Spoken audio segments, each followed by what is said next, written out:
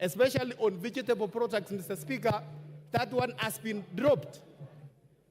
The Honorable Speaker, the eco-levy, which is, we have had many of our colleagues here discussing. This one, Mr. Speaker, as many of my colleagues who spoke before me, it can only attract on imported finished products. And Mr. Speaker, we want to move from a trading country to a manufacturing economy.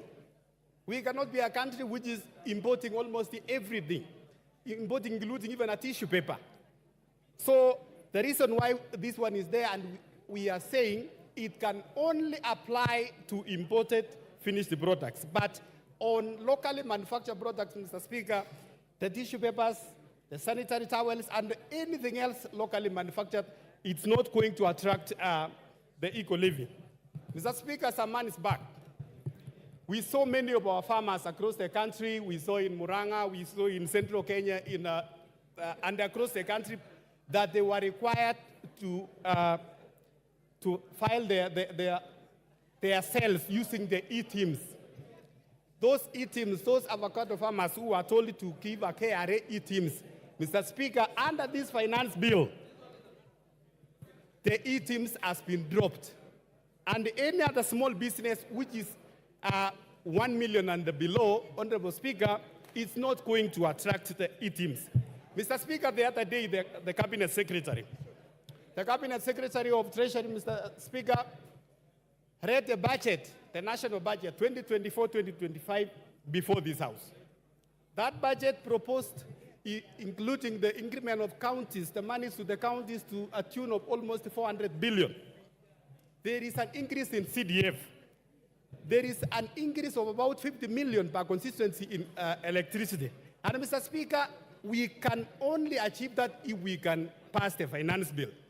Mr. Speaker, on the taxation, which we all support, the finance bill proposes to increase taxation on cigarettes and tobacco products, on alcohol, and also on betting, gaming, and gambling, Mr. Speaker. Mr. Speaker, we have many of our youth who have got lost because of these issues of betting and gambling. The proposal to increase tax, Mr. Speaker, is to make sure that in that space we control our young people and also we direct them to a very good cause in this country. So, Mr. Speaker, I want to say also on the issue of alcohol. We have seen many of our young people, they have got lost and drunk with the cheap alcohol. With the increase in tax, it's going to address the... Time up. Otienda Molo.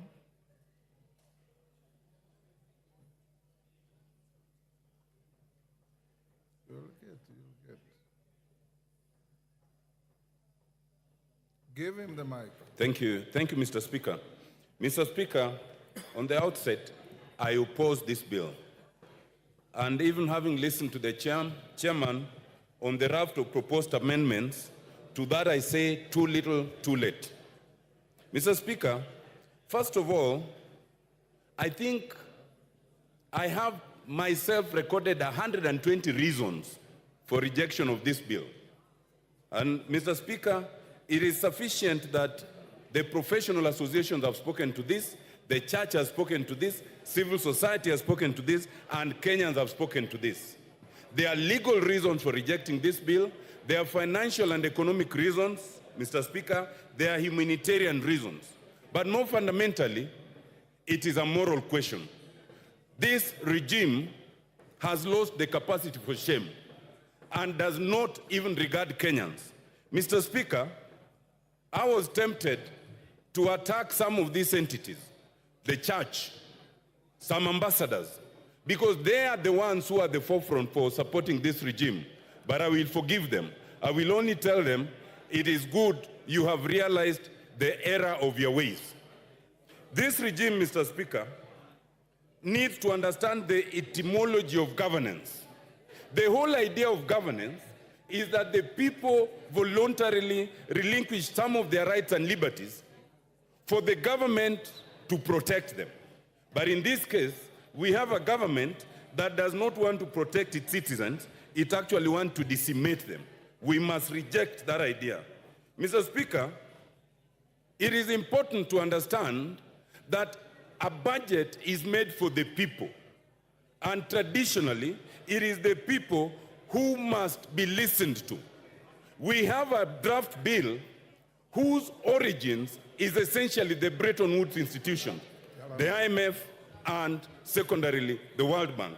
Mr. Speaker, the Bretton Woods institutions were never made to further the interests of developing countries. The Bretton Woods institutions were established in 1944 essentially to protect and the war-ravaged countries, which essentially were all the developed countries. Therefore, when they come and they give us prescriptions, those are prescriptions that must be taken with a pinch of salt. In the 1980s and the 1990s, they gave us what was called the structural adjustment programs. It is only when Kenya, like other countries, rejected those subs that we started going somewhere. Now we are in a situation where the Bretton Woods institutions have come back in full swing in the face of the executive. It must be rejected. Mr. Speaker, it is important to understand that this bill does not protect and is not the interest of Kenyans. And some people are fear-mongering, saying that if we reject the bill, then we'll be in a crisis. We will not be in any crisis. Like last year, Mr. Speaker, when the High Court stayed the 2023 bill, the 2022 bill continued until finally, the bill was cleared. And therefore, Mr. Speaker, the 2023 bill, which is already draconian enough, but is less draconian than this one, let us reject this bill. The 2023 bill will continue, and let us have a bipartisan approach to budget making so that we can sit down and agree on the basic minimum that must be included in that budget. Mr. Speaker, I reject and I oppose. Thank you very much.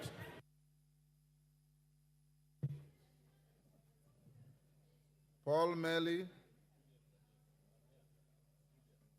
Julius, sorry, not Paul. Julius Melly, Chair Education. Give him the mic.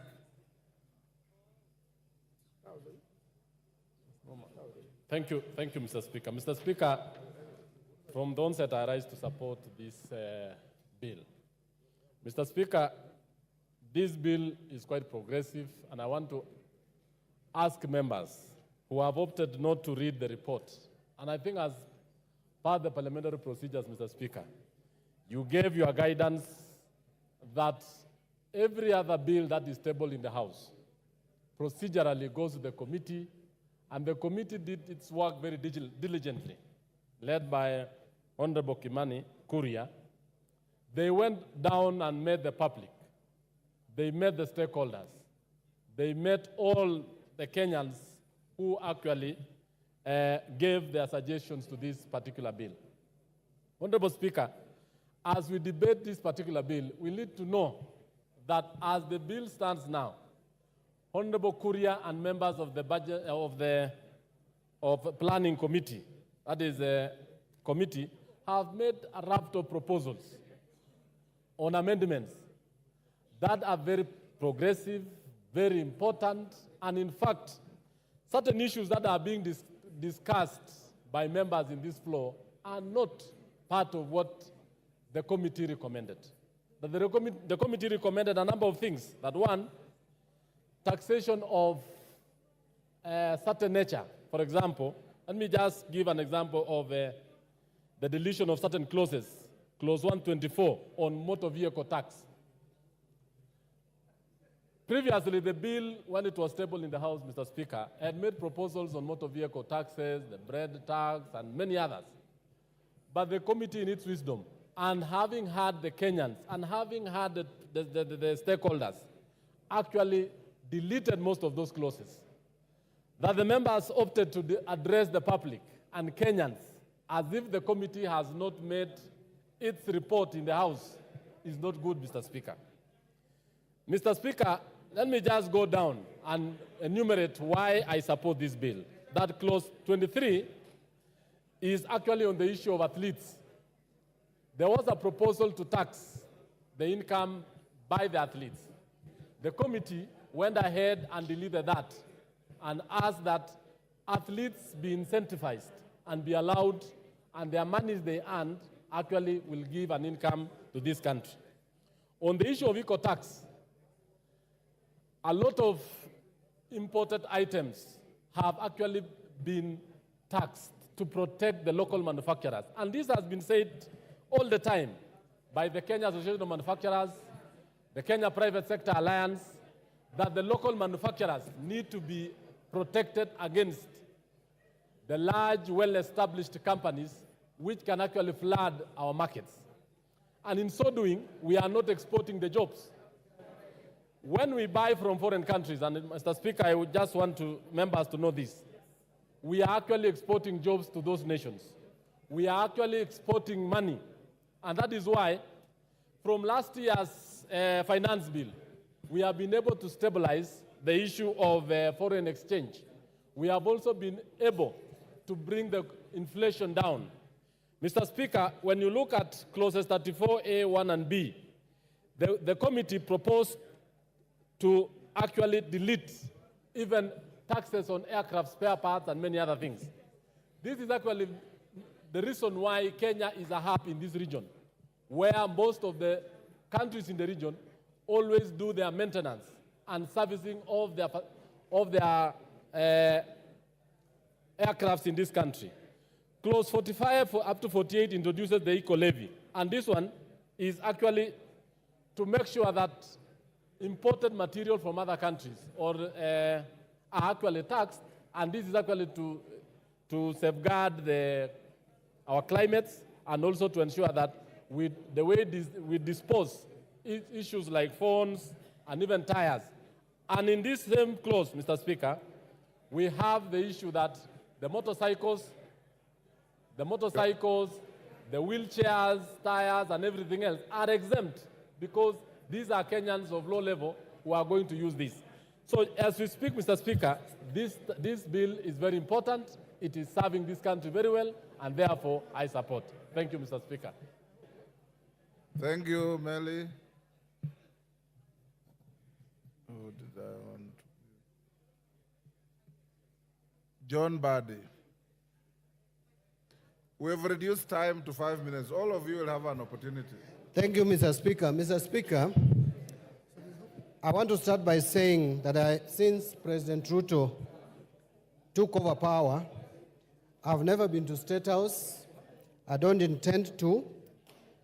I have never had a one-on-one meeting with him, so the only forum I can use is this one, to tell him what I think he needs to do. The President, I want to tell you, the people you have hired, economic advisors you have hired at State House, and the people you have put at the Treasury are not advisors, but they are economic saboteurs. Please look for economic advisors to help you govern this country for the remaining period of 3 years.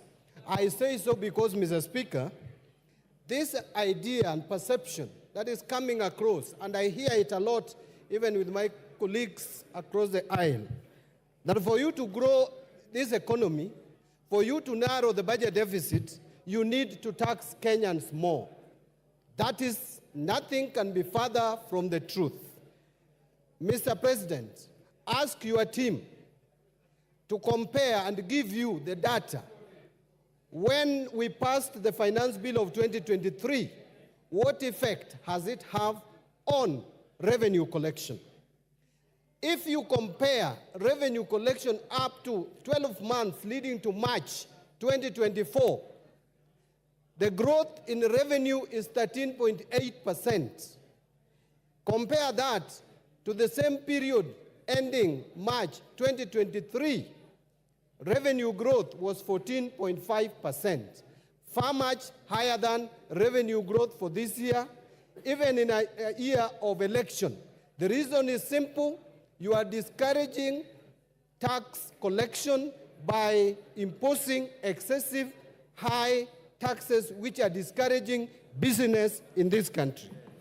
I heard the leader of majority tell us not to be populist, not to play populism.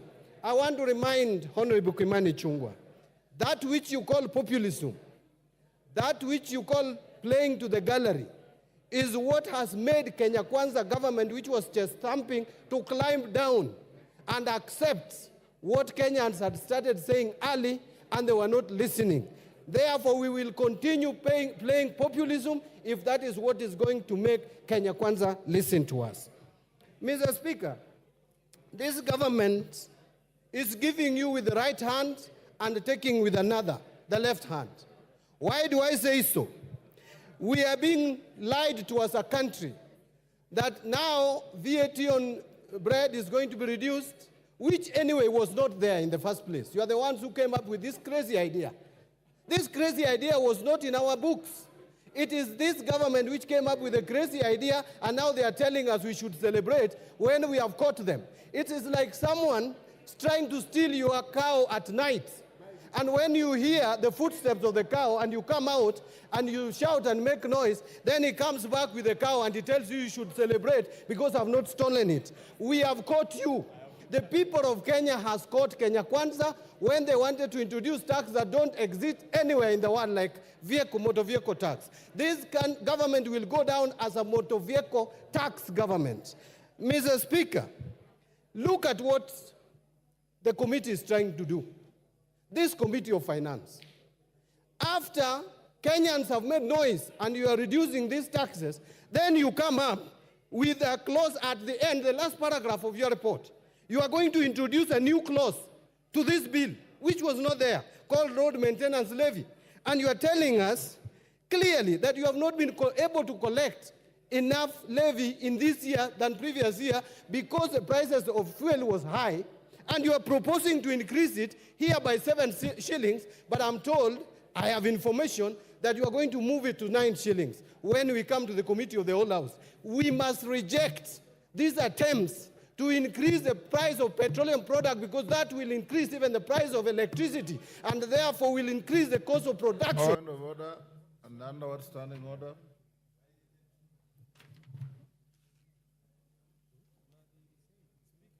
Give him the mic. Honorable Speaker, I raise under standing order number 91. Is it in order for my very learned colleague and senior in the profession to mislead He's this not House? learned, he's educated. Okay. My senior accountant. Gender Molo, you should defend the profession. Is it in order, Honorable Speaker, for CPA Bundy, an experienced accountant and a very experienced lawmaker, to say and to inform this House that the report on the finance and national planning is amending the road maintenance levy to increase fuel prices?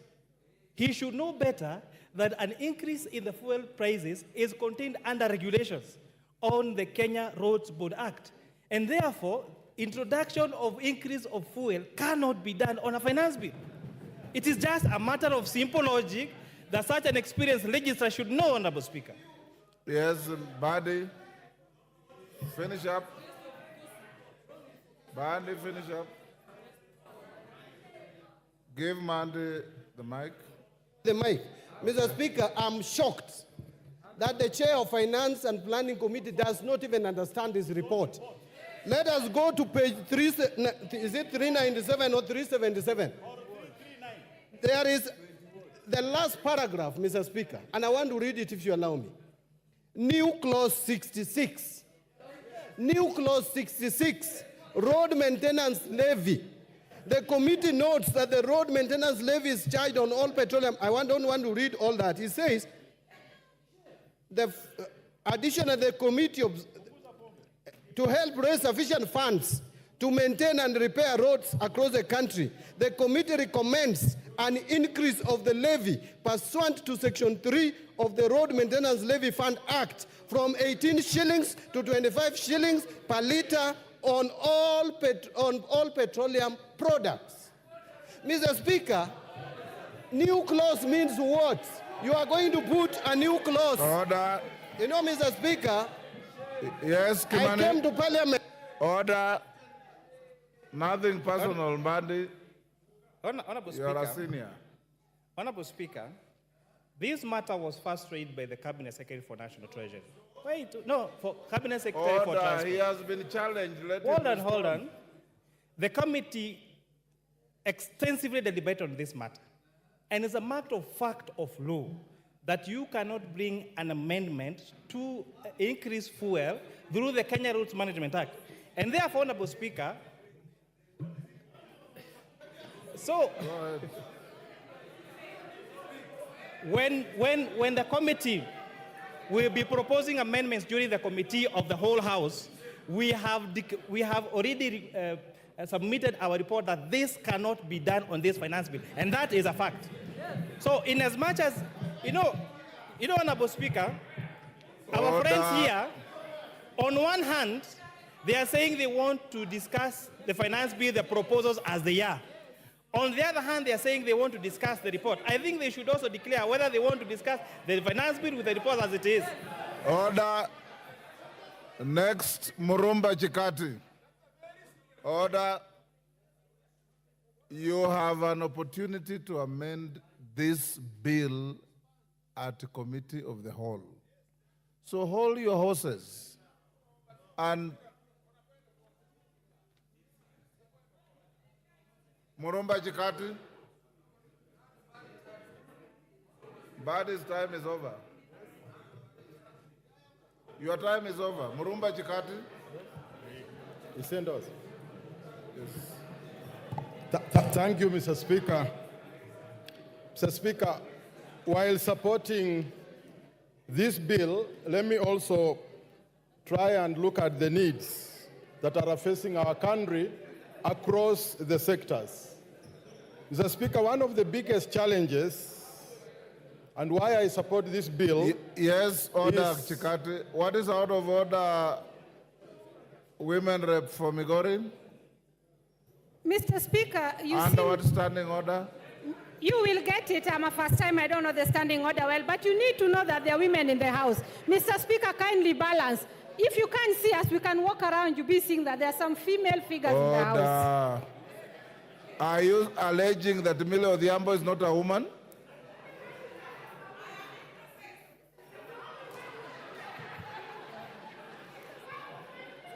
Go ahead.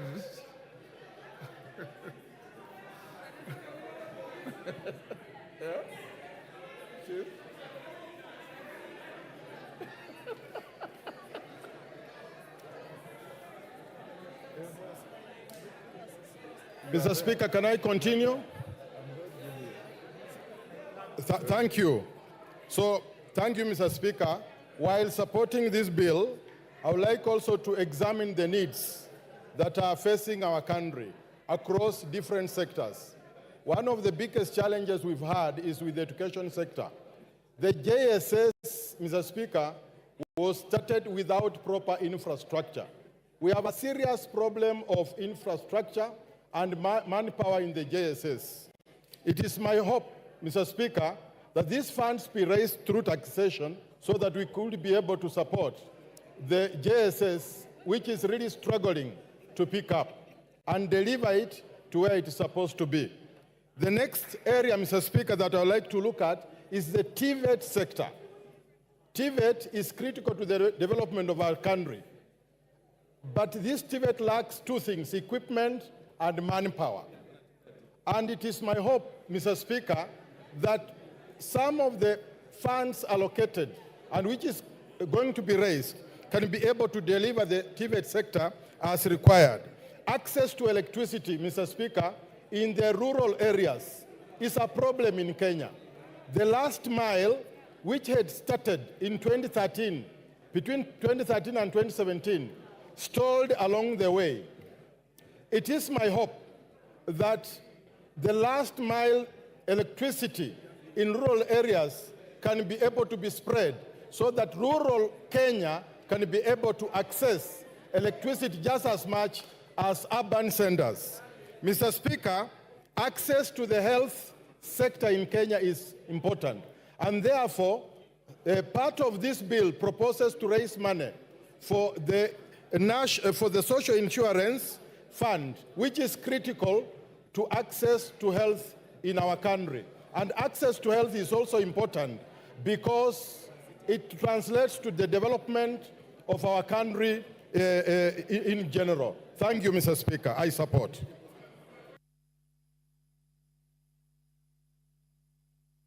Let's, Chikatu, you finished? Yes, what's your point of order? Sorry, I was consulting with the chairman. Speaker, Mr. Speaker, there seemed to be a serious level of misrepresentation in the documents that we are looking at. And we trusted that the report by which we are comparing the debate on the bill is accurate, is honest, and is straightforward. It has transpired by the words of the chair of the committee, who has signed the document, that the document did not bear this issue on RMLF. Now, Mr. Speaker, all of us have come here with good faith, and we want to debate this thing in the best of faith as we can. We have even accepted that these issues, although they are going to come in future, in fact, it is like we are anticipating debate, but we have accepted that the chair of the committee will do what is honorable, which will be to make these amendments at the committee stage. But if with this serious misrepresentation, if you work out the maths, you are talking about billions as arising out of that element of raising 9 shillings on RLMF. Now, do we still have good faith that we are dealing with a report which will end up in changing what people are saying out there? Or is it that we are debating this bill, and when we come to the committee stage, then we will be faced with different things? Thank you. Mr. Speaker, please attend to that so that we can have a debate which is correct and forthright in the House. I hear you. Mishimbogo. For the point, Kajwang, I hear you. Mishimbogo. Asante sana Mheshimiwa Spika. Mheshimiwa Spika, kwanza niwapatie kongole wa Kenya kwa kusimama kidete na kuweka kilio cha haki katika mswada huu wa fedha. Na niweze kusema kama ulivyosema, tunazungumzia ripoti na tunazungumzia pia huu mswada wenyewe. Na katika ripoti imezungumzia haswa ya kwamba wataweka kifungu 66 waweze kuongeza pesa ile ambayo itakuwa inatoka katika mafuta kutoka shilingi 18 mpaka shilingi 25. Na tunasisitiza hapa ya kwamba jambo hilo halitafanyika, na tukifika Committee of All House jambo hilo lisiweko, kwa sababu iwapo itaongezwa basi itakuwa yale yote ambayo yamerekebishwa ni bure, kwa sababu ukiongeza mafuta umeongeza uchukuzi, umeongeza mambo ya kutengeza bidhaa, umeongeza kila kitu, yale yote itakuwa ni bure. Jambo la pili, Mheshimiwa Spika, hata sisi kama Wakenya iwapo tunataka kukimu bajeti yetu, haiwezi kuwa njia ni moja tu ya kuweka ushuru kwa Wakenya ambao ni walalahoi na wamefuka ukutani. Lazima tubadilishe mbinu, lazima tuwe na mbinu mbadala ya kufufua viwanda, ya kujenga viwanja na kutafuta njia ya kupata mapato ya taifa letu la Kenya kupitia rasilimali nyingi ambazo tunazo katika taifa la Kenya. Mheshimiwa Spika, niweze kusema pia haya mambo ya mazingira, kuongeza kodi ya mazingira, na tumezungumzia ya kwamba sodo na nepi kuwa zinapatikana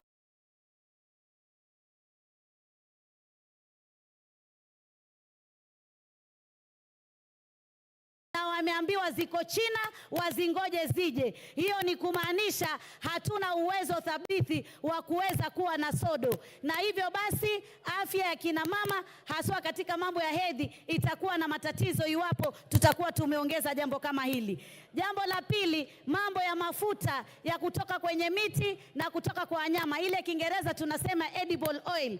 Kwa nini ipunguzwe na isitolewe kabisa, isiwekwe sufuri ushuru? Hii ni kitu ambacho kinatumika, bidhaa inatumika na Wakenya wengi wale walalahoi. Kwa hivyo jambo hili lazima tulitowe.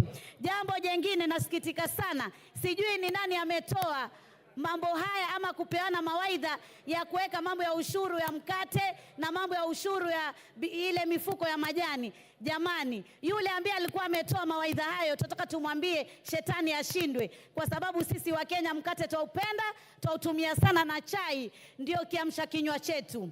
nataka niseme pia Mheshimiwa Spika, hata ukiangalia katika huu mswada kuna mambo mengine ambayo yamejificha ambayo yanatuathiri sana, kama vile imezungumzia stove zile za kupika. Stovu zile za kupika ni stovu ambazo Wakenya wengi ambao hawawezi kununua meko za kutumia gesi wanatumia stovu, na hizo pia zimeongezwa ushuru. Ukiangalia tunapigana na janga la malaria, leo tunaambiwa ile tunaita Kiingereza mosquito repellent, ama ile dawa ya kujipaka ili kusudi watu wasiumwe na mbu na kuleta malaria, yes, pia imeongezwa ushuru. Order, Millie Odhiambo, what is the issue? And our standing order? Mr. Speaker, under standing order 1. No, it's Mr. not Speaker, available. I'll explain, Mr. Speaker. Standing If you give me... one is not available to you.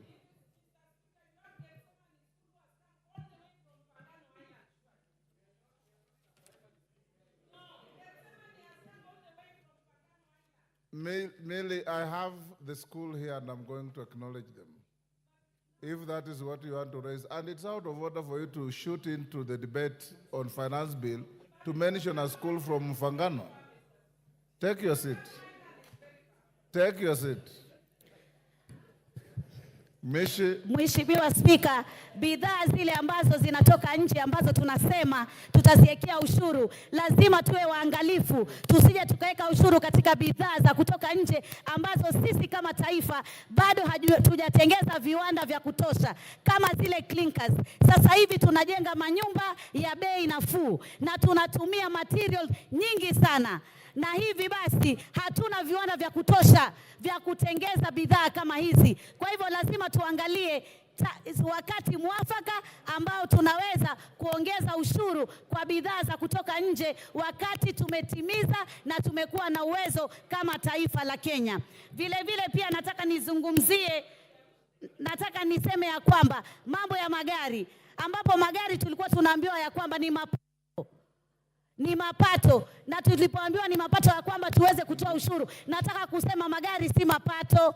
Magari ni ile tunasema asset kwa Kiswahili, rasilimali, na huwezi kumtoza mtu ushuru katika rasilimali. Jamani, tupunguze matumizi ya kiolela katika maofisi yetu. Ofisi ya naibu wa rais inataka kufanyiwa marekebisho, mabilioni ya mapesa. Ukiangalia bei ya kununua hiyo ofisi na bei ya marekebisho ni tofauti sana. Lazima tuangalie ufujaji wa pesa tuweze kusaidia taifa la Kenya, lakini tusitegemee mambo ya ushuru peke yake tukaona tunaweza kukimu bajeti yetu. Nataka niseme sisi kama Wakenya tuendelee kusimama kidete, tusingoje wanasiasa tunapoona mambo yanatukwaza, haswa haya ya kiuchumi. Tusimame sisi wenyewe kidete tuweze kusikia sauti zetu zikizungumziwa. Jambo jingine ambalo ningetaka pia kuzungumzia, niseme ya kwamba tuweze pia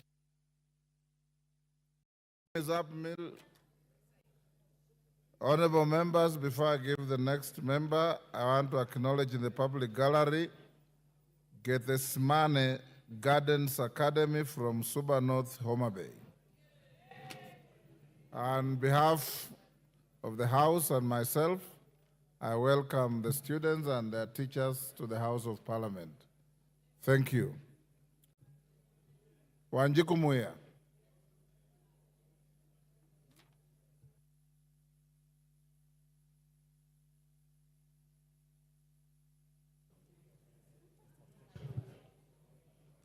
Thank you, Honorable Speaker. I stand to support the Finance Bill 2024 because the proposal from Nyandarua County and Kipipiri have been heard. And I want to confirm to the farmers from Kipipiri that their potatoes will not be taxed. But having said that, Honorable Speaker, as the chair of regional integration, I want to put information to the House that as EAC we are a community. And I want to discourage members from debating and indicating that the bill is against the eggs from Uganda. That is not the essence of having a community. We can debate it nicely. The eggs from every region within the community are allowed. You can have them from Uganda. So constrain debating on that matter because as long as you pay, but let us discourage to discuss that the eggs from Uganda, the onions from Tanzania. We are a community, we can also sell to them. Honorable Speaker, I want this House to be honest to the Kenyans and more to the Gen Z. Honorable Speaker, we have a budget. And because many members have debated on the issues that were raised by Kenyans, and I want to congratulate the committee by the very able chair, Honorable Kuria, because they had the proposal of Kenyans on vehicle, on agriculture, on all those things that have been debated. I want to restrain myself from debating on the same and seek that this House become honest for once to the Kenyans. Honorable Speaker, we must ask ourselves, do we need a budget? Of course, yes, we need a budget. How do we finance the budget? Honorable Speaker, the Council of Governors have been camping at State House asking for more funds. Honorable Speaker, these members, led by myself, have been camping at Honorable C.S. Murkomen asking for roads. Honorable Speaker, these members have been speaking of JSS teachers, asking for billions to pay them. These members have been speaking for the old, asking for more than 40 billions to pay the senior citizens. And so, it beats all the logics that we can join the public in the gallery and the bloggers and Jay-Z, and instead of educating them, that even if you go to the road, you can only go to the road, but then you don't need to have the roads in your constituency. Instead of us as members informing the public that we need money, 600 billion for education, we are supporting the public and raising the emotions, which in my view, I think it is dishonest. It is honest to educate the public that the county governors were camping at State House because the citizens, in fact, is a cycle, Honorable Speaker, the citizens back home were also camping at the governor's residence and their offices asking for projects. Why we go to Murkomen is because our citizens also come to our offices, our phones, and our homes, also asking for the project. So it is a whole cycle. And somehow, the budget is also political. You need to do a road in your constituency. The governors need to do their project in their counties. Where will the president get the money? The money has to be raised. And then there is no need of raising emotions and trying to support the bloggers who are only saying reject the finance bill, and yet they are not saying reject the roads in our constituency. Honorable Speaker, I want to put a point about the treasury boards. As much as we want to defend the locals, we also need money, and no village can stay alone. We also need money from investors. I have seen that the Treasury Board, particularly the infrastructure, and I'll be moving an amendment I have already put possibly to your office or the clerk. It will be charged effective July 5%, while for investors will be charged 15%. I feel this is very high, on the very high side, and for purpose of continuity of government earning money and quick money from treasury boards, particularly the infrastructure, it is my hope that my amendment and those who support me will go through. Honorable Speaker, without so much, I just want to insist that this House be honest. We need a budget, and a budget. Thank you, Muya. Honorable members, I want to repeat what I order. Those who intend to file amendments, remember we said by 1 o'clock tomorrow, you must have filed your amendments. Beyond that, they will be rejected. Okay? Babo Wino.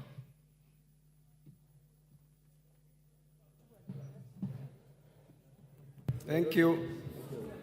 Thank you, Mr. Speaker. Mr. Speaker, I rise to oppose the bill, the finance bill 2425, based on the following grounds. That number one, Mr. Speaker, there was anger that was expressed yesterday on the streets coming from Kenyans, and to be specific, the Gen Z. The Generation Z revolution that started yesterday reminds me, Mr. Speaker, of number one, the revolution that took place in China, the Chinese Revolution, that was also known as the Peasant Revolution or the Mamamboga Revolution, that occurred in the year 1949, which was headed by a gentleman called Chairman Mao Zedong, together with Deng Xiaoping. Mr. Speaker, the revolution that started yesterday also reminds me of the Russian Revolution, which was the Bolshevik Revolution that took place in 1917 under the leadership of Vladimir Lenin and Joseph Stalin.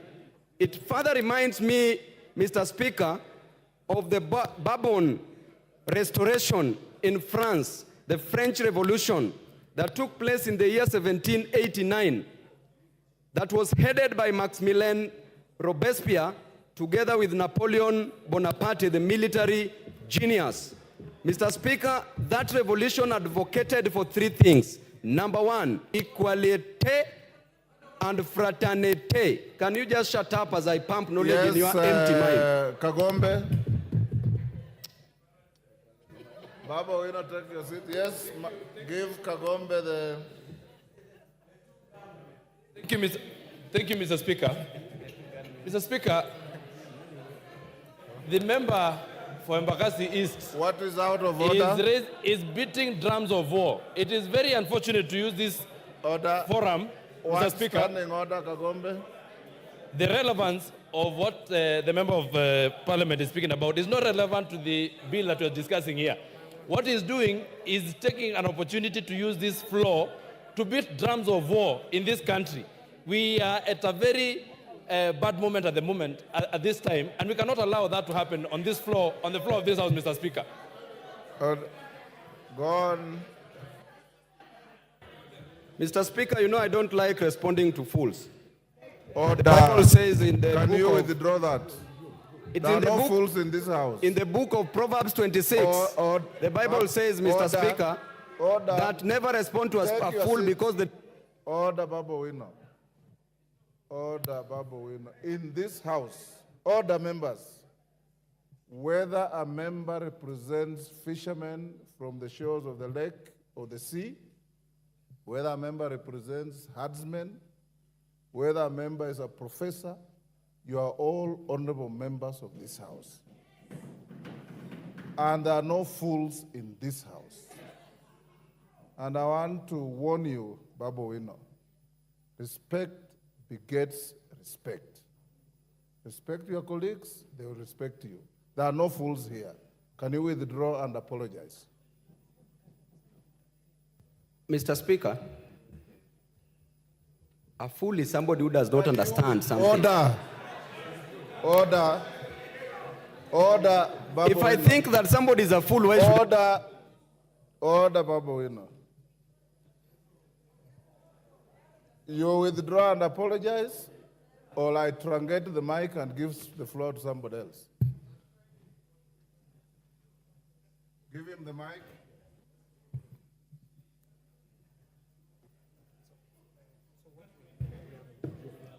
Yes, Baba. I withdraw. And apologize.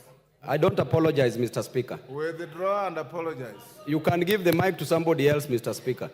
Okay. And I don't withdraw. Okay, truncate the mic. Mutunga. Yes, Chonga. Give the mic to Chonga. Thank you, Speaker. Mr. Speaker, you made a statement before the House went for lunch that people should not even need to remove their cards from the sockets. Mr. Speaker, they didn't. I went there, Mr. Speaker, after lunch I was number 7. When I came here, I was told I'm still number 7. Right now, the number of members who have contributed are more than 30, Mr. Speaker. So I wanted to know whether indeed you are still going with the list, or maybe you have changed the rules so that those who may not have a chance to speak can do something else. Chonga, utaongea, hakuna shida. Honorable members, as you debate this, I want to repeat this. You know, there are people with various levels of education, various levels of knowledge, various levels of wealth, and many other things. Humility costs nothing. Respect costs nothing. The fact that somebody has said something you don't like doesn't make him a fool. The fact that somebody has said something you don't agree with doesn't make him a fool. Enda soma kitabu kiliandikwa na Mwalimu Nyerere akifafanua tofauti ya pumbavu na mjinga na utaelewa. Endelea, Bwana Mutunga. Thank you, Honourable Speaker, for the opportunity to also add my voice to this debate. Honourable Speaker, I stand to support the adoption of the committee report towards the amendments to the finance bill. Honourable Speaker, Kenyans have spoken and Kenyans have been heard. Many are times when you say that Kenyans are not heard, but this time around, Honourable Speaker, Kenyans have been heard and they have significantly changed the content and context of this bill. Honourable Speaker, the importance of the finance bill is that it gives the government the ability and the force and the mandate to support development, to support the running of the government itself. This is done by this House because we are mandated by the Constitution under Article 114 to impose or vary the different rates and taxes that different individuals and institutions do pay. Honourable Speaker, many speakers have spoken to revenue generation by governments. Government can get money from international trade, which we are not doing a lot. International trade does not mean one way. It's not importation. A lot more of exportation so that we may be able to earn foreign exchange and even make money as a government through taxes.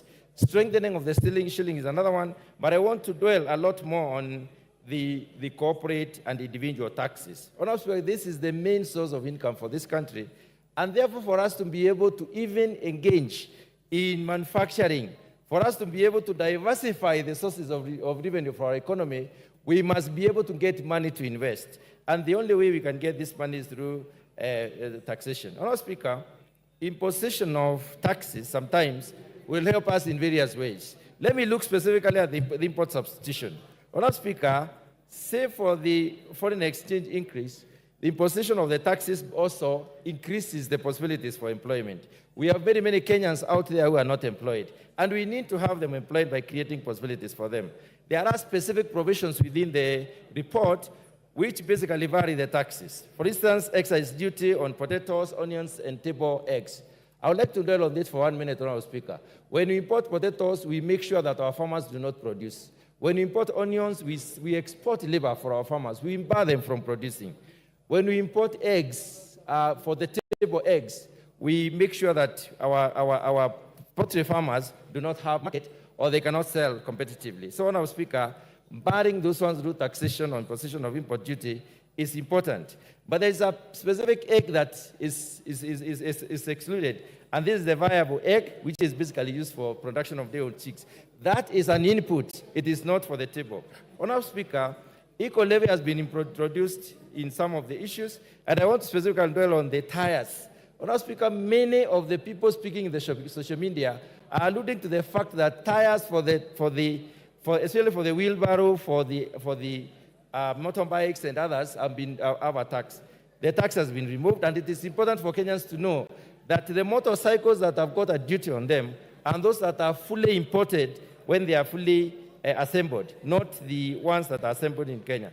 Specifically on agriculture, Honourable Speaker, the VAT on cane transportation has been waived off, and this is important for purposes of reducing cost to the farmers. Let me talk about the issue of alcoholic beverages.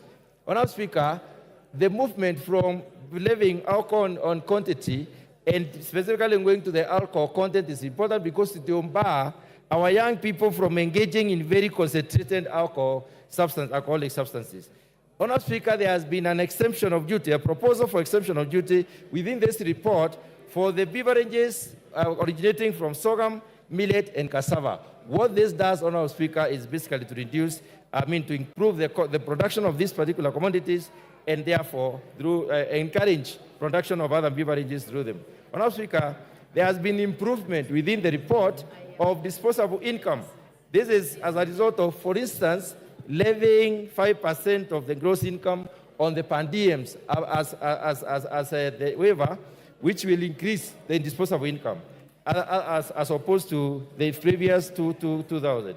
Honorable Speaker, the inclusion of shift and the housing levy as statutory deductions also increases the disposable income. The final one, Honorable Speaker, I want to talk about is the motor vehicle circulation levy.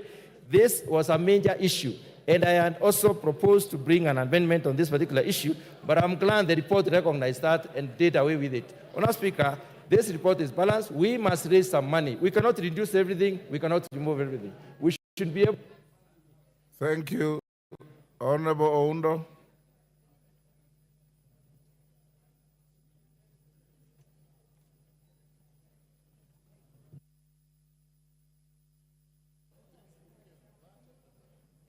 Thank you, Honorable Speaker. It has been a long wait, but it's worth it for the people of Funyula and the people of Samia. Honorable Speaker, on the onset, a finance bill is meant to cure two issues: to make proposals for revenue raising for that particular financial year, and to make administrative changes to existing financial or revenue raising measures and taxes of that kind of a nature.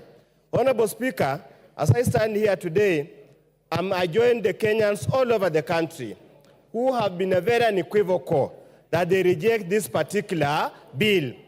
And they reject it emphatically, and they have got very valid reasons to reject it, Honorable Speaker. I'm here to represent the people of Funyula because there's an established principle, no taxation without representation. So, Honorable Speaker, I'm here on behalf of the people, and I state what the people of Kenya have told me. Honorable Speaker, just perusing through the draconian measures contained in this bill, Honorable Speaker, clearly indicates that drafters of the bill are sadists, are impervious to the suffering of the people of Kenya, and I call upon the cabal and the coteria that presented this bill to go and soul search and find out, are they part of the Kenyan people or they are part of the oppressors? Honorable Speaker, in all fairness, how would you impose an income tax on an asset? How? I mean, a car is an asset. It's not an income generating activity. How do you impose income tax on an asset? Honorable Speaker, how do you impose income tax on the very basic things? Bread, sanitary pads, whatever they call it. In our days, they used to call them napkins. Nowadays are called pampers.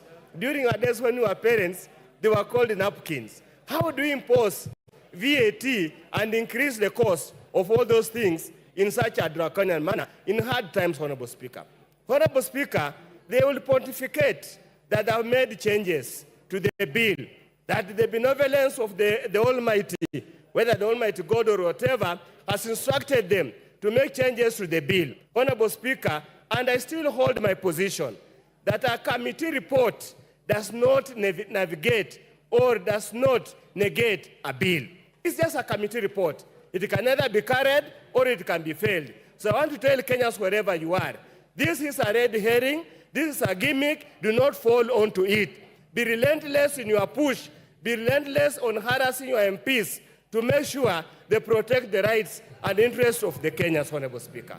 Honorable Speaker, as we stand here, we have passed two finance bills under this regime. We have passed this second one, we passed the first one, this is the second one, under this regime. They keep on gloating that we have reduced the fiscal deficit. That from 6 point something to 3 point something, Honorable Speaker. And I want Kenyans to understand this. Any reduction in fiscal deficit must be commensurate with improvement in GDP growth rate. Honorable Speaker, the GDP growth of Kenya has stagnated at 5%. And the World Bank estimates this year indicates likewise it will remain the same at 5%. So the so-called fiscal reduction of fiscal deficit is a paper story, has no impact at all on the ground. Honorable Speaker, we need to be very careful. This is a country of close to 50 million Kenyans. and all Kenyans must be treated equally without discrimination. Honorable Speaker, imposing a tax or some kind of raw material, clinker, so that you benefit, you improve the economic value of a particular player in the industry is unconstitutional and is extremely unfair. As I conclude, Honorable Speaker, I really want to send a message to the President. And if he has read the book of Chinua Achebe, Okonkwo was told, this boy has called you father, don't kill him. He went ahead and killed him because he has been told by customs to kill him. IMF, Brinted Wood, and the USA is telling you to kill Kenyans, but the Kenyans are crying, the blood of Kenyans will remain in your hands. Thank you, Honorable Speaker. I oppose. Naomi Wako. I have the mic. Thank you, Honorable Speaker, for allowing me to add my voice to this very important debate on Finance Bill 2024-2025.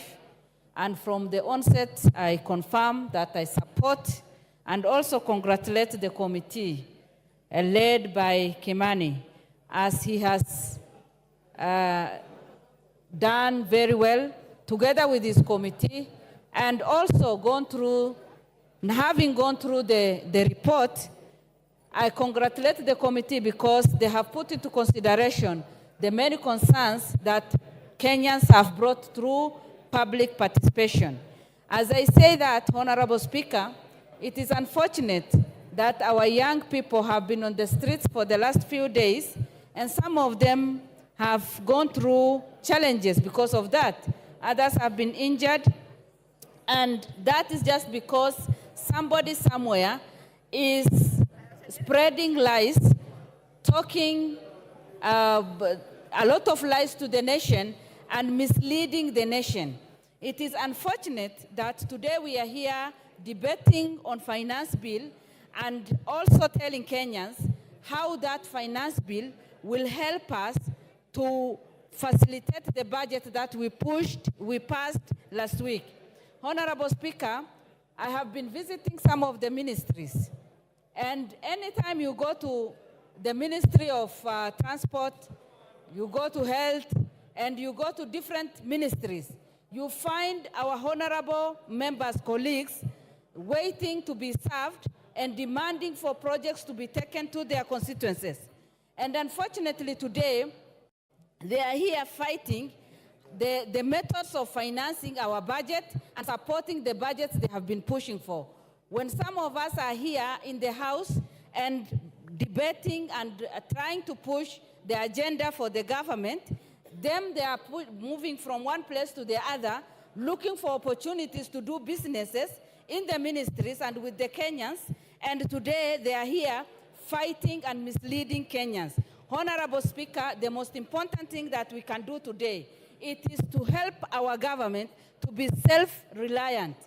And by doing that, we will be able to reduce the dependence on foreign assistance, the finances that we receive from there. When we took over this government, it is quite clear that the economy was very bad. But today, we are not there. Honorable Speaker, I support this finance bill because for the first time, you remember very well that pastoralists lost their livestock, 80% of our livestock. And for the first time, 1 billion has been put in the budget, which this finance bill will support. For the first time, the school feeding program has been well catered for. For the first time, the teachers, 20,000 teachers will be added, and again, after employing 50,000 teachers. Honorable Speaker, the government is quite focused, and that is why, and listening to the people, we have that listening here. The government has been listening through public participation, and that is why today we are saying 16% VAT on bread has been removed. VAT on transport, on sugar, and has been removed. And no increase on mobile money transfer. It remains 15%. And these are some of the things that activists keep cheating people and spreading lies and making our young people to go on the street. My advice to people is, let us support this and see the fruits, because by passing false information to people, we will not help them. But by passing this, then we'll be able to support our budget and facilitate different ministries so that we can bring the transformation that we want. I fully support, and let us make sure that Kenya is self-reliant. Thank you, Honorable Speaker. Susan Kiamba. Thank you, Honorable Speaker, for giving me a chance to also contribute to this very important bill.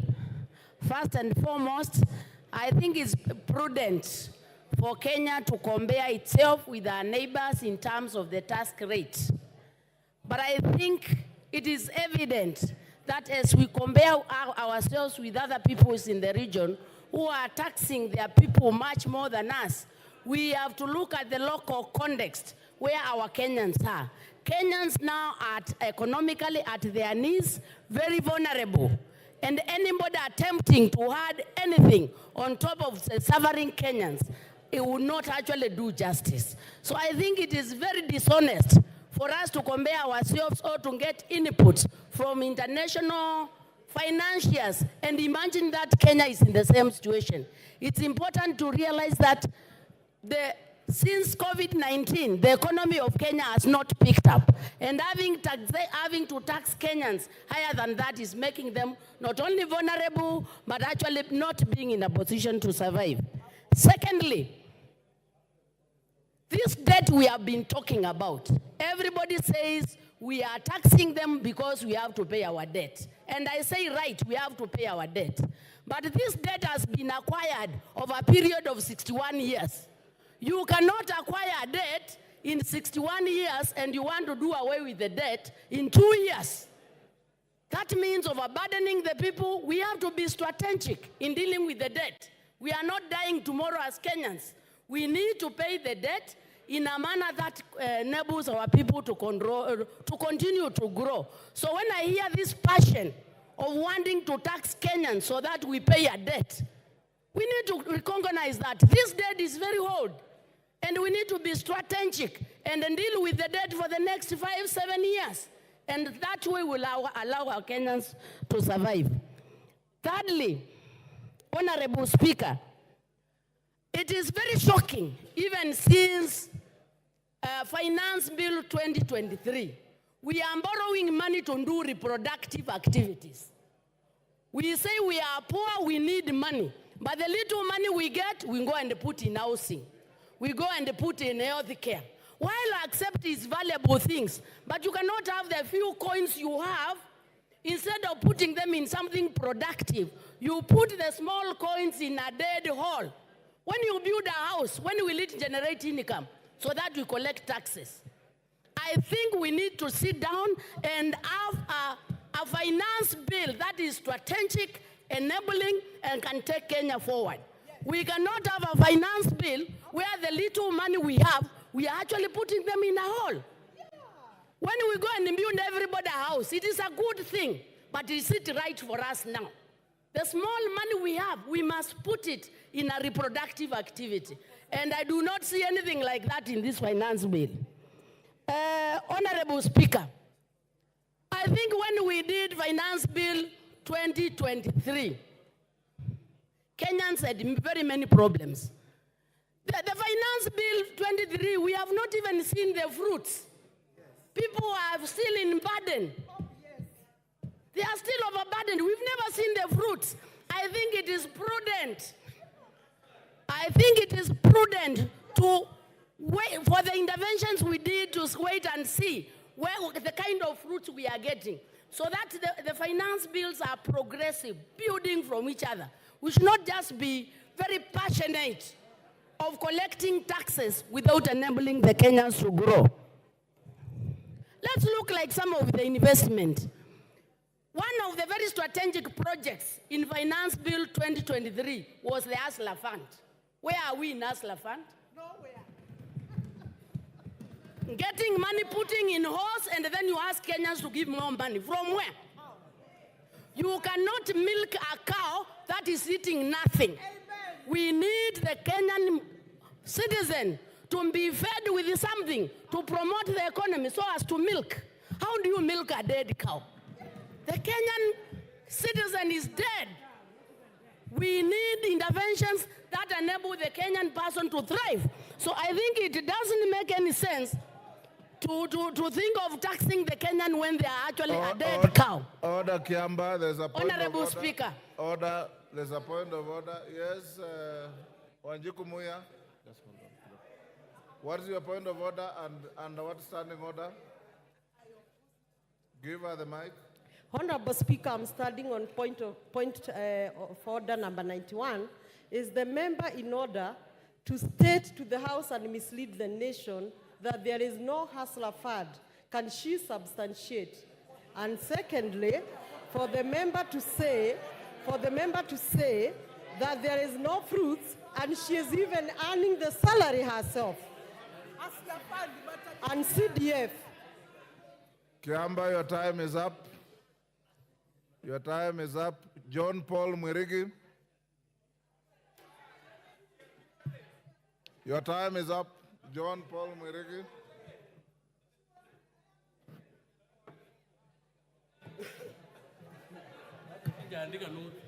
Check. Okay, thank you very much, Madam Speaker. Madam Speaker, I rise also to contribute on this motion, on this bill, Madam Speaker. Madam Speaker, the Kenyan citizens, Madam Speaker, sent us to this house, Madam Speaker, to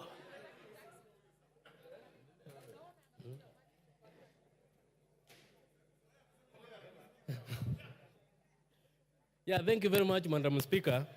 And Madam Speaker, I rise to contribute on this bill. And Madam Speaker, this bill has come on the at the right time, Madam Speaker. I remember 2 weeks ago, Madam Speaker, we were in this house when we were passing the budget, Madam Speaker. And this finance bill, Madam Speaker, is targeting, Madam Speaker, to fund the budget which we passed in this house, Madam Speaker. Madam Speaker, the Kenyans have been fed with lies, Madam Speaker, that there are some taxes which have been introduced, Madam Speaker, which will harm them, Madam Speaker. But I rise to inform them that the tax which they are being informed that for the brand, Madam Speaker, the vehicle tax, the cooking oil, Madam Speaker, the M-Pesa, Madam Speaker. Yesterday, Madam Speaker, we stood and said that the Kenyans have sent us, Madam Speaker, and all of these were dropped, Madam Speaker. Madam Speaker, this finance bill, Madam Speaker, is targeting to improve the economy of this country, Madam Speaker, whereby the contribution which will be made or the taxes which will be collected through this finance bill, Madam Speaker, will help to improve the infrastructure of this country, Madam Speaker. I am a happy member of Parliament, Madam Speaker, because my constituency, Mr. Speaker, will benefit with 50 million, Madam Speaker, to electrify, Madam Speaker, my villages within this constituency of Igembe South, Madam Speaker. Number two, Madam Speaker, my NGCDF, Madam Speaker, is going to be earned with 10 billion, Madam Speaker, whereby at least I will receive more than 30 million, Madam Speaker, on top of what I normally receive annually, Madam Speaker. These funds also will help me, Madam Speaker, to do more work for my people, Madam Speaker.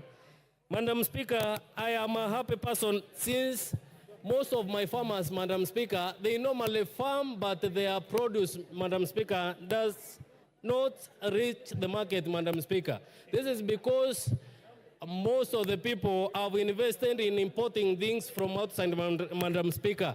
But through the imposition of tax from those imported goods, Madam Speaker, this will see that the farmers, Madam Speaker, who normally farm canola and sunflower, Madam Speaker, will have a better market within the country, Madam Speaker, since the cooking or the honeydew oil, Madam Speaker, from within will be used to improve our industries, Madam Speaker. Also, Madam Speaker, on the poultry farming, Madam Speaker, my farmers, because most of them, Madam Speaker, normally farm poultry, Madam Speaker, the imposition of tax on the imported eggs, Madam Speaker, will see them access the market well, since the internally produced eggs, Madam Speaker, will be readily available in the market, Madam Speaker. Madam Speaker, also I am a happy person since when during the weekend, Madam Speaker, most of my people sent me to reject, Madam Speaker, the imposition of the tax on the brand, Madam Speaker. And I would like to inform them that, Madam Speaker, this tax is not there, Madam Speaker. With all those, Madam Speaker, I beg to support. Thank you.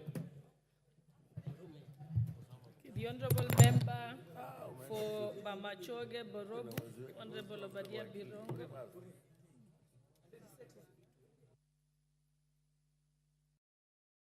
Thank you, Madam Speaker, for affording me the opportunity to address this House. I was going to address the issue of the proposal by the government to increase the RML from 18 to 25, but thankfully the chairperson for the Committee for Finance and National Planning actually said that there is no such thing in the bill. Because of that, I am going to switch my attention to the events of yesterday.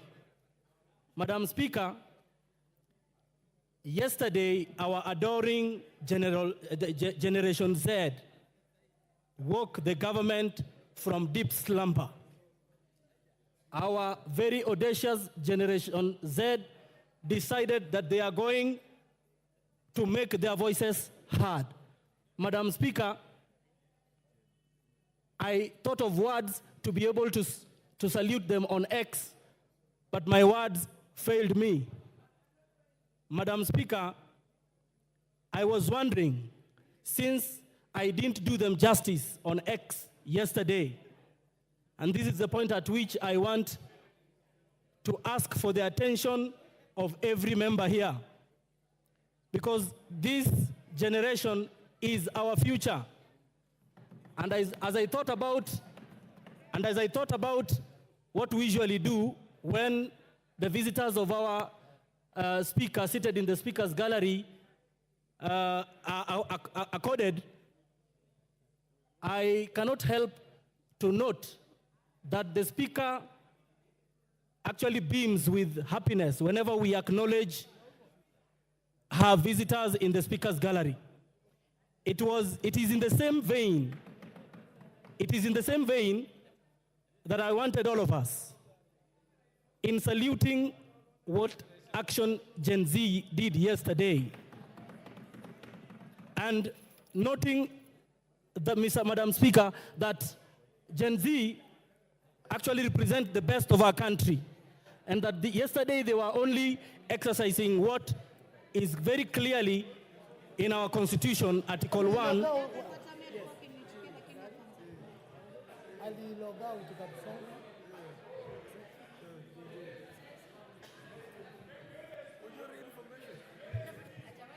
Yes, you may proceed, because I hear it's your maiden speech. So. Now, thank you so much. And so in honor of Gen Z action yesterday, I wanted to ask all of us to stamp our feet in recognition of what they did yesterday, because it was all constitutional. Thank you, Madam Speaker. I thank you. The Honorable Member for Githunguri.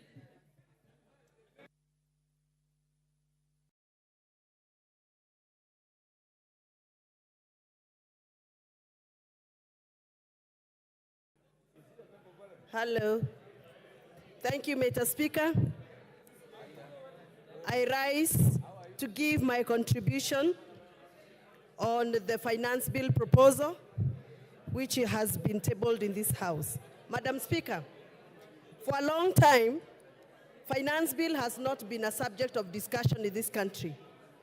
But for the last 1.5 years, Kenyans have awakened to the issues that are there in finance bill and have made it a public discussion.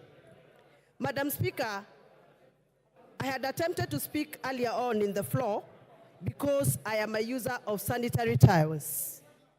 And as a user, as a mother, as a woman leader, I am greatly concerned that the price of sanitary towels and diapers is not only going to affect the mothers and the users of those items, but is going to affect the budget of individual homes. I have interrogated the proposal of the finance bill very deeply, Madam Speaker, and I've realized that there are promises flying around. The excise duty that was proposed on sanitary towels and diapers has been removed. Or rather, there is a recommendation from the Committee of Finance to remove excise duty on imported sanitary towels and diapers. However, Madam Speaker, the raw materials that are being used by local manufacturers are subjected to VAT. And if those raw materials are going to continue being subjected to VAT, the manufacturers will have no choice but to pass the cost of that VAT to the users. And therefore, Madam Speaker, if we do not remove VAT on raw materials that are making sanitary towels in Kenya for local manufacturers, we are still going to have expensive sanitary towels and diapers. Madam Speaker, currently there are children who do not go to school when they are on menses because they cannot afford sanitary towels. If we add extra price on cost of sanitary towels, we are going to deter lives of many girls who can become powerful women in this country. Madam Speaker, in the spirit of making laws, we cannot make laws to obscure other laws. I have gone through the finance bill proposal and have noted that there are various proposals that have been put in the finance proposal that are going to deter us from implementing the laws we have made previously in this House. Madam Speaker, in the respect of that, I note that we have agreed a proposal to amend the Data Protection Act. Data Protection Act of 2019 is a law that we made in the previous parliament to protect our personal data. I know members of this House, I included, have received numerous messages from members of public. Where they got our numbers from, I don't know. Whereas we cannot blame them because maybe they are operating from a situation of pressure. It is against the law to share members' numbers. As they do that, Madam Speaker, we are protected by the law. What about if we allow us to amend that law and allow anybody to access our personal data, including financial data? And therefore, Madam Speaker, I am of the opinion that we must be very careful so that you don't make laws that are going to make other laws not operational. Madam Speaker, I represent farmers. And I would have been very excited to hear that just like we have given VAT exemption to the transportation of sugarcane, which I am happy about, we also provide the same provision for the farmers who transport milk, who transport avocados, who transport macadamia, tea leaves, and coffee. Madam Speaker, I understand that we want to make sure that we lower the cost of operation for sugar millers so that they can lower the cost of final product to us, which is sugar that we consume in our tea. But we also consume milk, and we also want to lower the cost of production of milk so that we can have affordable a cup of tea. And therefore, I would request this House to consider to also provide and extend the same treatment to my farmers in Githunguri. With those very many remarks that I have made and I have observed, I am still not convinced that I should support The Honorable Member for Homa Bay.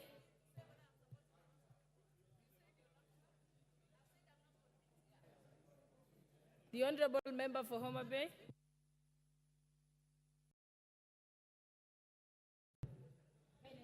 Thank you so much, Madam Speaker, for giving me this opportunity to also debate and make contributions on this finance bill. Madam Speaker, I rise to, from the beginning, I say that I reject this finance bill. Madam Speaker, the reason as to why I'm saying I'm rejecting the finance bill, not just rejecting partially, but in totality. Because, Madam Speaker, this is a finance bill that from the onset, there is always increased taxation, item by item, detail by detail, up to the end.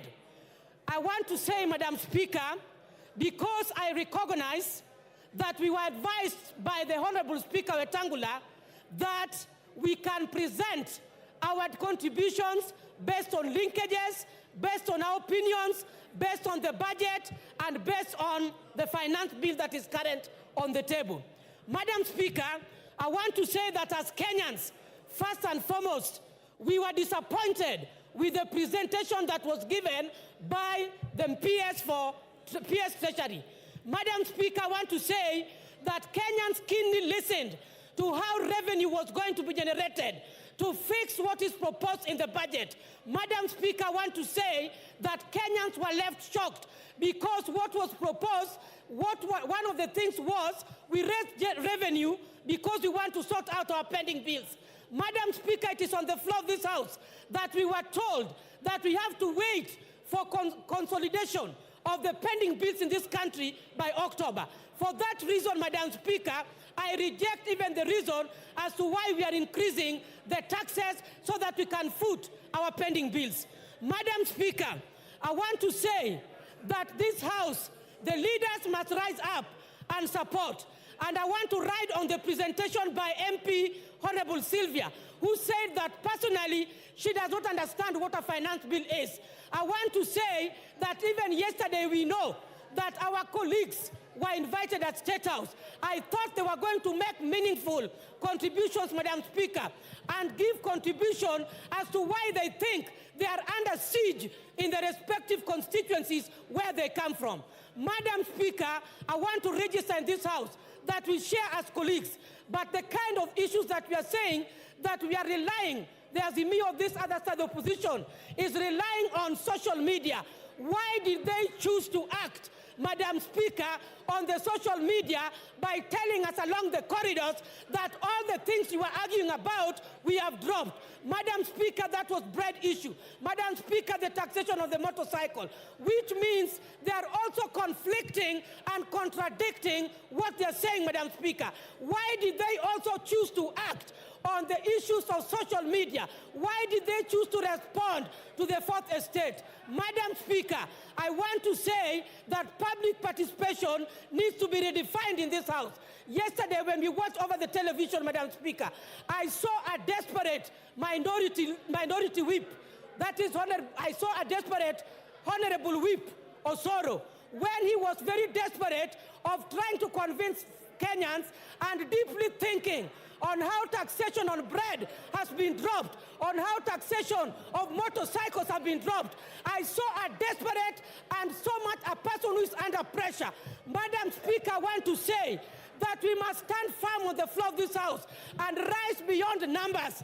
Issues of numbers does not arise when we are talking about finance bill. Madam Speaker, I want to say that finance bill 2023 can equally be applicable on this budget that we want to appropriate. Madam Speaker, I want to say that there must be progression on how we generate our taxes. Madam Speaker, private sectors, I wish you gave me one more minute, Madam Speaker. Madam Speaker, I have valid points. Kindly, I'm requesting for 1 minute, Madam Speaker. Thank you so much. Being a woman speaker, you know very well the problems we have. I've traversed in these industries. Private sectors are key. If they migrate from this country, we must take care of their interests. When we talk about zero rating, we go to standard rating. We are talking of exempt. The final sufferers are consumers. President Yoweri Museveni said that Kenyans must learn to produce and manufacture their raw materials. Where is this in finance bill?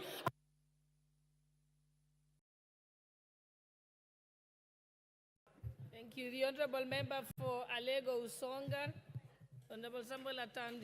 Thank you, Madam Speaker. Madam Speaker, I want to make a few observations. Madam Speaker, the anchor document that the finance bill draws its contents and which we passed in this House is known as budget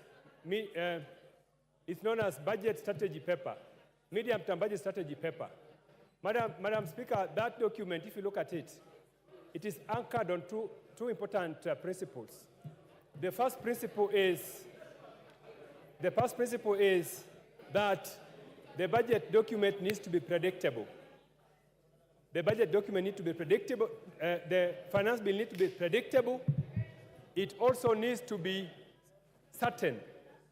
The reason why this is anchored in this document is because, Madam Speaker, investors and businessmen, when they want to do business in a country, they must be certain that the tax laws that will prevail are long-term and that they are able to allow them to plan their businesses. Madam Speaker, before I joined Parliament, I used to work in the banking sector. And Madam Speaker, we could engage business people and we help them to draw strategies for business. One of the things that we look for when we are doing this, Madam Speaker, is that how will the tax environment obtain in the next 2, 3, 4 years? Madam Speaker, if you look at this tax bill, if you look at this finance bill, Madam Speaker, we just did finance bill last year. And even before the businesses take advantage of the finance bill which we enacted, the incentives which we provided, shortly we have a new finance bill which is overturning those benefits. Madam Speaker, this is the reason why, Madam Speaker, I want to oppose this finance bill, because it is taking away the benefits that we gave to businessmen just the other day and taking them away. Madam Speaker, for materials which our companies need, our industries need, which we must import. Now, in this finance bill, that tax has been raised by 1%. Honorable Speaker, this is going to hurt the manufacturing sector. I have heard many members claim that this finance bill is good for manufacturing sector. It is not, because the raw materials which we are going to rely on to produce, and this country does not produce a lot of raw materials, we are going to import them at a high fee.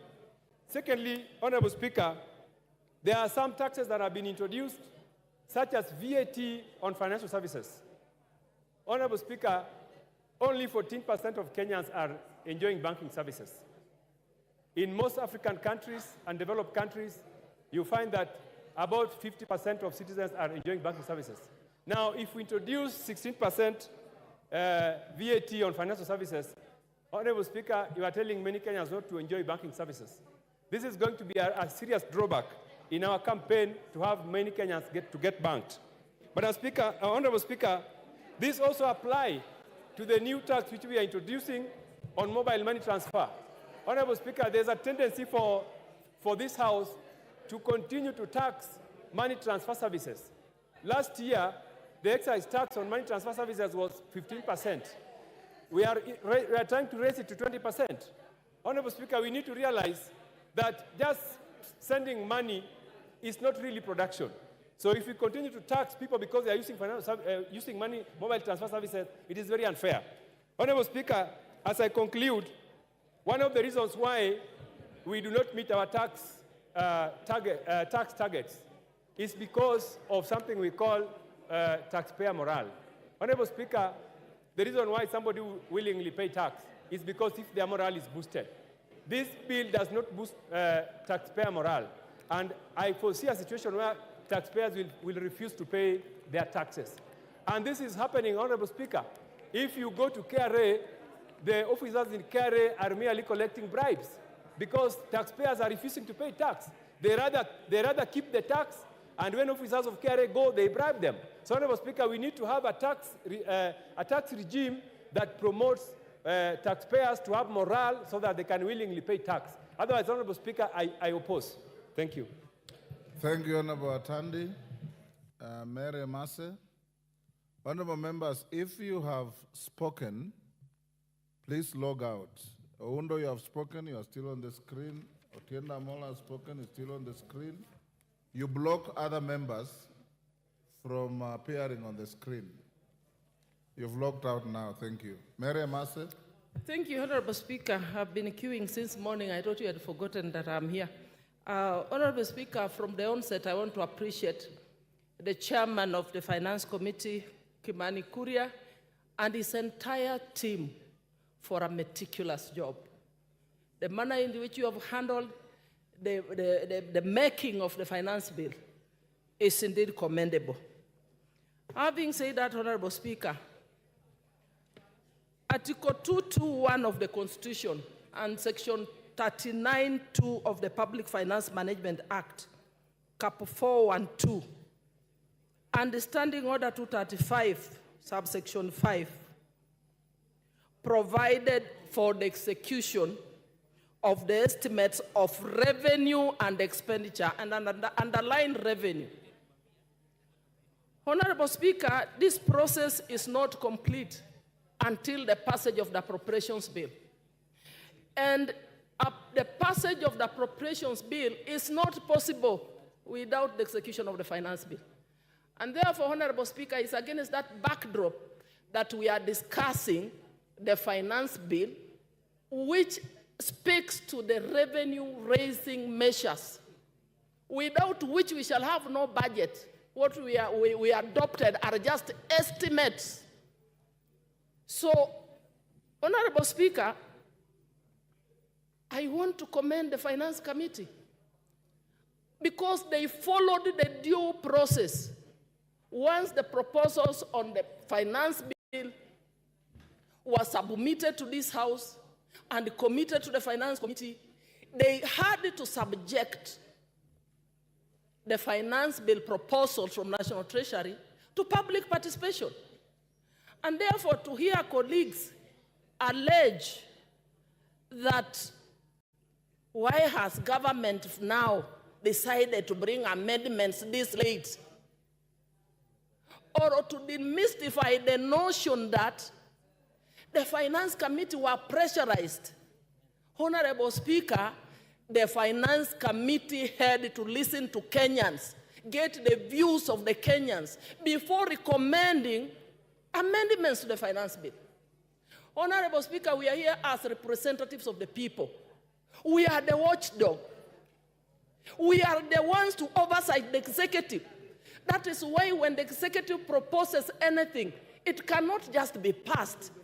There is a committee that does the scrutiny, the review, they have to discuss, they have to do public participation, then make recommendations to amend and bring to this House for all of us to adopt. They do that on our behalf. So, Honorable Speaker, I know it's been a difficult time, not just for Kuria and his team, but the entire House. We have received threats, blackmail, attacks on social media, reject the bill, reject the bill. And I want to ask one question here, Honorable Speaker. Allow me use an analogy of a bag of banana or a bag of potatoes. If you have a bag of potatoes and there are 10 or 15 rotten potatoes in that bag, are you going to throw away the whole bag of potatoes because of the 15 rotten ones? Or you are going to remove the 15 rotten ones and throw them away and carry the rest of the bag to the kitchen and prepare a delicious meal? Honorable Speaker, I am here to represent the people of Teso South. They have given me the mandate to represent them. They have needs. So I will support the bill as amended. The committee has removed 2.5 tax on motor vehicles. The committee has removed 16% on edible oil. The committee has removed some of the most contentious proposals that Kenyans did not agree with. They are proposing to remove and we will be passing them during Yes, the time. hold on, Irene Mayaka, what is the problem? Thank you, Honorable Speaker. Honorable Speaker, this is something that I've just noted from my senior, who I respect a lot, and other members. We are not talking about the bill as amended. The bill has not yet been amended. It is the report that is introducing amendments to the bill. So we need to be very clear on that particular fact so that we do not mislead Kenyans. She's actually not out of order because I heard her say the committee has proposed. What did she say? No, no order. Yeah. If that's what you said, Mary, you're out of order. No bill has been amended, but there's a proposal from the committee to amend the bill. So you have two documents. The bill as is, the committee report with various proposals, including those amendments. So if you want to talk about changes in the bill, talk of proposals, because we have no amendments yet. Honorable Speaker, I mean proposed amendments that the committee has recommended as per this report. And Honorable Speaker, allow me point to one. Yes, thank you, Honorable Speaker. Honorable Speaker, I'm saying that the committee has made proposed amendments to the finance bill. The way it was originally, I want to agree with Kenyans, there were proposals that were contagious that we must deal away with. So I will support with the proposed amendments, and in particular, I want to respond to one proposed a VAT on financial services, on internet, which was going to affect especially the Gen Zs that you're talking about, the hustlers who are the students in universities. The proposal to remove that, to delete that proposed tax is indeed commendable. Dr. James Nyikal. Thank you, Mr. Speaker, for giving me this opportunity. I really appreciate. Order, Nguna, what is the problem? Mr. Speaker. CNN, what is the problem? Hold on, Nyikal.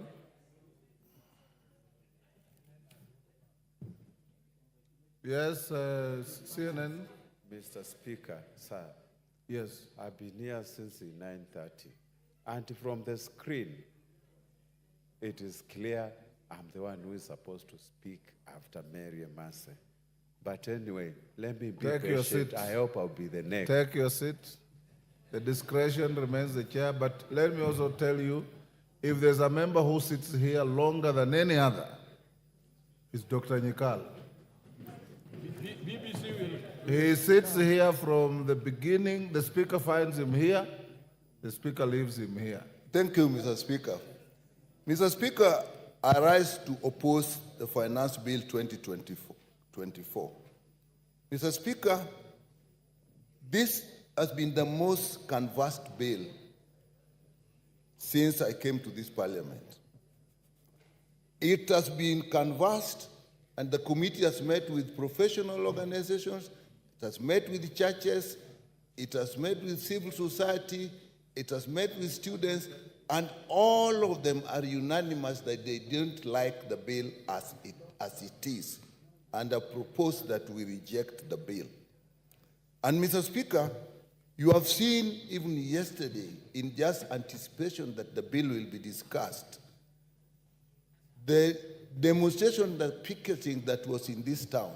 And Mr. Speaker, this time the people who are picketing, if you looked at them, are very well-educated people. If you listen to what they're saying, people may be thinking that they were mobilized through social media and so on. But those people have read this bill, and they know what is the bill. I dare say some of them may have read this bill better than us. And Mr. Speaker, the reason people are up against, the people of Kenya are up against this bill is we had a bill last year which actually people are suffering from. Now we bring another finance bill. They are still suffering, and they have looked through this one and they do not see hope. We represent the people of this country. And why is it that they're reacting like that? Mr. Speaker, if you look at this bill, and the clauses that they didn't like. I'll come to the report later. Look at the motor vehicle levy or tax. It is illegal. They know it. An asset is not an income. It is there. And when you do that, all people suffer, not just the people who own vehicles, because it will include transport vehicles. If you look at tax on digital market, and that I think is where the young people are out. They have no jobs. These are educated people, and they're using the digital marketplace to actually earn a living. TikTok, content creation, and so on. We have even ourselves put hubs in our constituencies, and the Minister of ICT is putting hubs and encouraging these young people to actually use them. We are now levying tax on that, and we do not have jobs for them. If you look at the VAT on bread, it's never been heard of. We're bringing it in. Who are we affecting? The ordinary person. Bread is a staple food. Mr. Speaker, if you look at VAT on vegetable oil, when started some months back, we had a big problem with the price of oil. Again, we are now putting tax back. When the prices are just starting to come down, we are putting it. If you put money on mobile phones, everybody uses a mobile phone, even children who are going to school. Mr. Speaker. So people feel that the government, as we have now, is against the people. And that is why we are having this problem. Look at the eco levy in clause 45 and 48. What is it touching? Diapers, pads, tires, of motor vehicles, bicycles, motorbikes, and so on. Again, touching the ordinary people. I know that with the 150 that we put now, we are saying it is basically just going to be on imported products where it is used. So people have rioted because they don't like this thing. If you look at the fuel levy, which was not even in there, but now it has been brought in, we are proposing about 7 shillings on top of what is happening now. You do that, everybody is actually touched. The housing levy, we amend the bill that was actually assuring the people who have contributed the money to actually make it open to everybody. The people feel, we don't like this levy, we thought we'd get the houses, now everybody. Jos Lelemengit.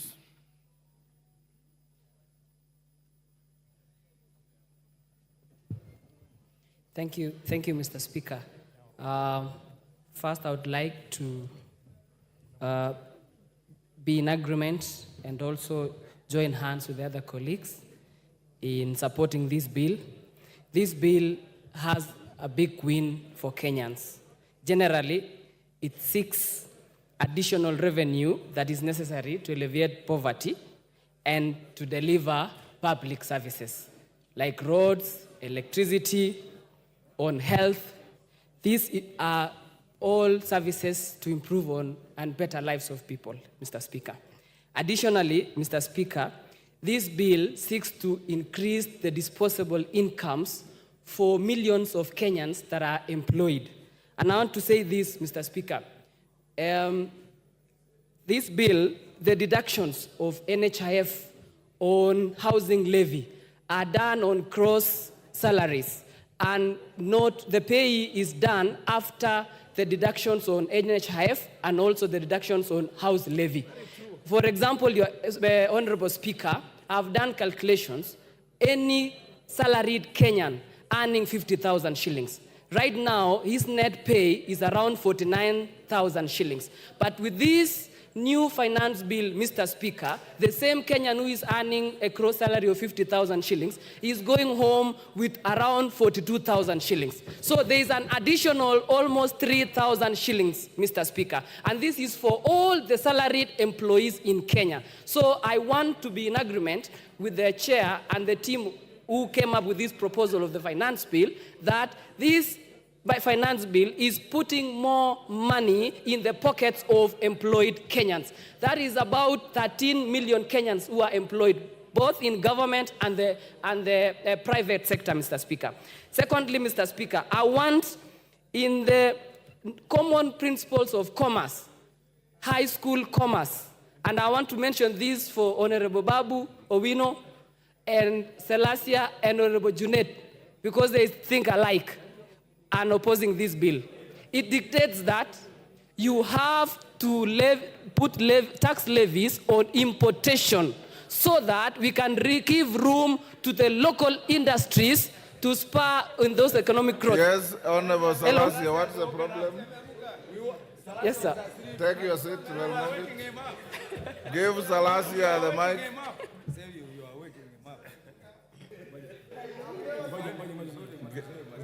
There you are. Give him the mic. Okay, I'm here, right? I've never stood on the point of order, but let me try to speak on point of order. That one is point of order number 91.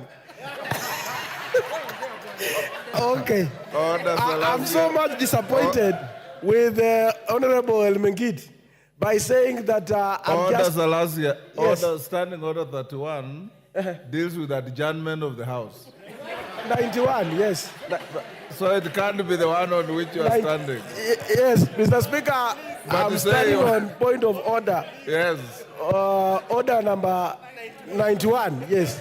I'm getting used to these things, Mr. Speaker, sir. Yes. So I'm so much surprised that out of all these members of parliament, that Engineer Elmengid is mentioning my name and asking me that I'm opposing the bill without even me listening to me giving facts the way I want to give my facts in the next 5 minutes to come. Immediately the speaker is going to mention my name. Thank you, Mr. Okay. Lelmengi, to be fair to Selassie, he has not spoken on this Thank bill you, yet. Thank you, Mr. Speaker. You know, I was waking up Selassie. I saw him, he was asleep. Okay. And again, Mr. Speaker, I've seen several members opposing this bill, and particularly on the assembled motorcycles that are imported. Those are the motorcycles that 3% of the levies have been put on the imported motorcycles. But the locally assembled and locally manufactured, there's no tax levies on those motorcycles. This will spur the economic growth and also enable these companies, will give room these companies to employ more youth in assembling these motorcycles within this country.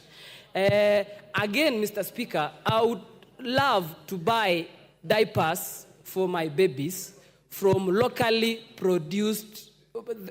produced ones in Kenya. There is no problem for Honorable Junet creating a company like Junet Diapers Company Limited. I would be happy to buy those diapers from his factory. So I want to encourage every member who is opposing this bill I want to urge all members opposing this bill to also join hands with us so that we can accept the amendments and the proposed bill that we have for 2024-2025 financial year. Finally, Mr. Speaker, the only problem that we are fighting in this country and in this finance bill is the negative connotations and statements propagated by the opposition. Numbers don't lie. For the last 1 year, Mr. Speaker, on the economy, inflation has dropped from 9% to around 5%. The dollar, Mr. Speaker, in relation to Kenyan shilling, has dropped from 165 shilling to 130, up thereabout. Farmers are happy, Mr. Speaker, for the subsidized fertilizer. And finally, Mr. Speaker, the teachers who are interns for the last 1.5 years will get a chance to be employed permanent and pensionable, which is a big win for our institutions back home, the high schools, the day schools that don't have teachers. So, Mr. Speaker. Thank you. Thank you. Yes, what's your point of order? There's nobody on the floor. Umulher?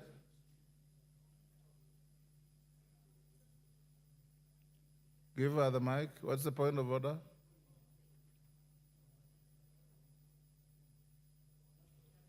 Mr. Speaker, I wanted to interject him, but he's not on the floor. He's not on the floor, so it is spent. Thank you. Okay. I give the floor to Elachi.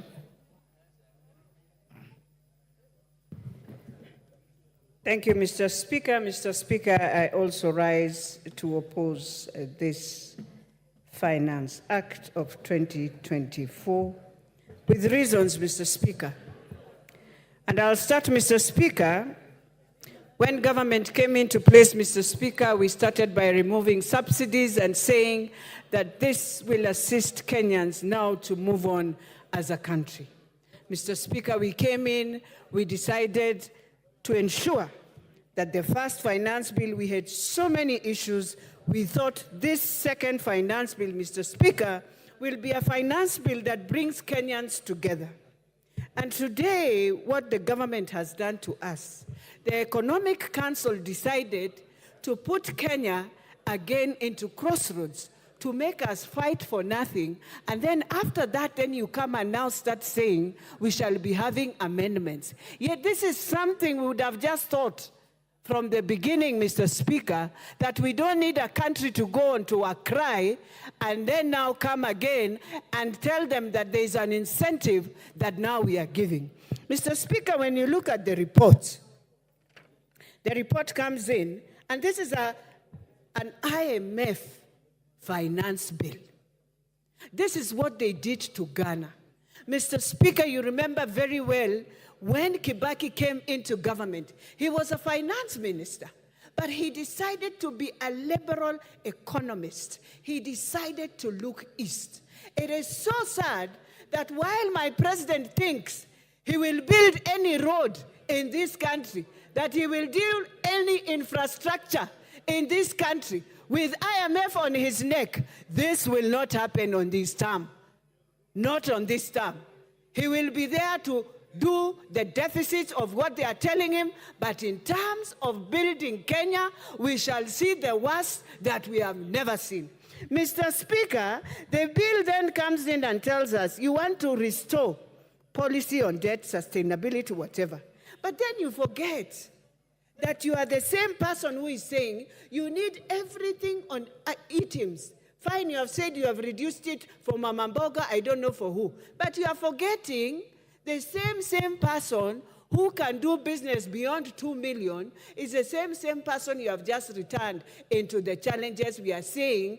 Try to build an economic base for Kenyans to have this thing we are calling that there is economic growth. Then you come and tell me you have now reduced to the local manufacturers. Who are the deaf kids and the who's and who's?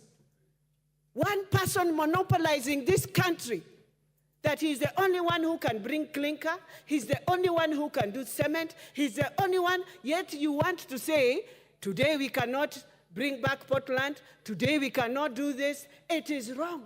We only have one man who does pasta in this country. So when you say now you are increasing because people are exporting in spaghettis, they're importing in spaghettis, we only have one local manufacturer who does pasta, who decides at every given time how he raises his prices. So how do you deal with those people?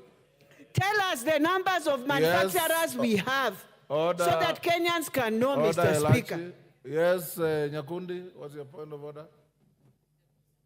Give him the mic. Thank you, Mr. Speaker. I'm standing on point of order number 91.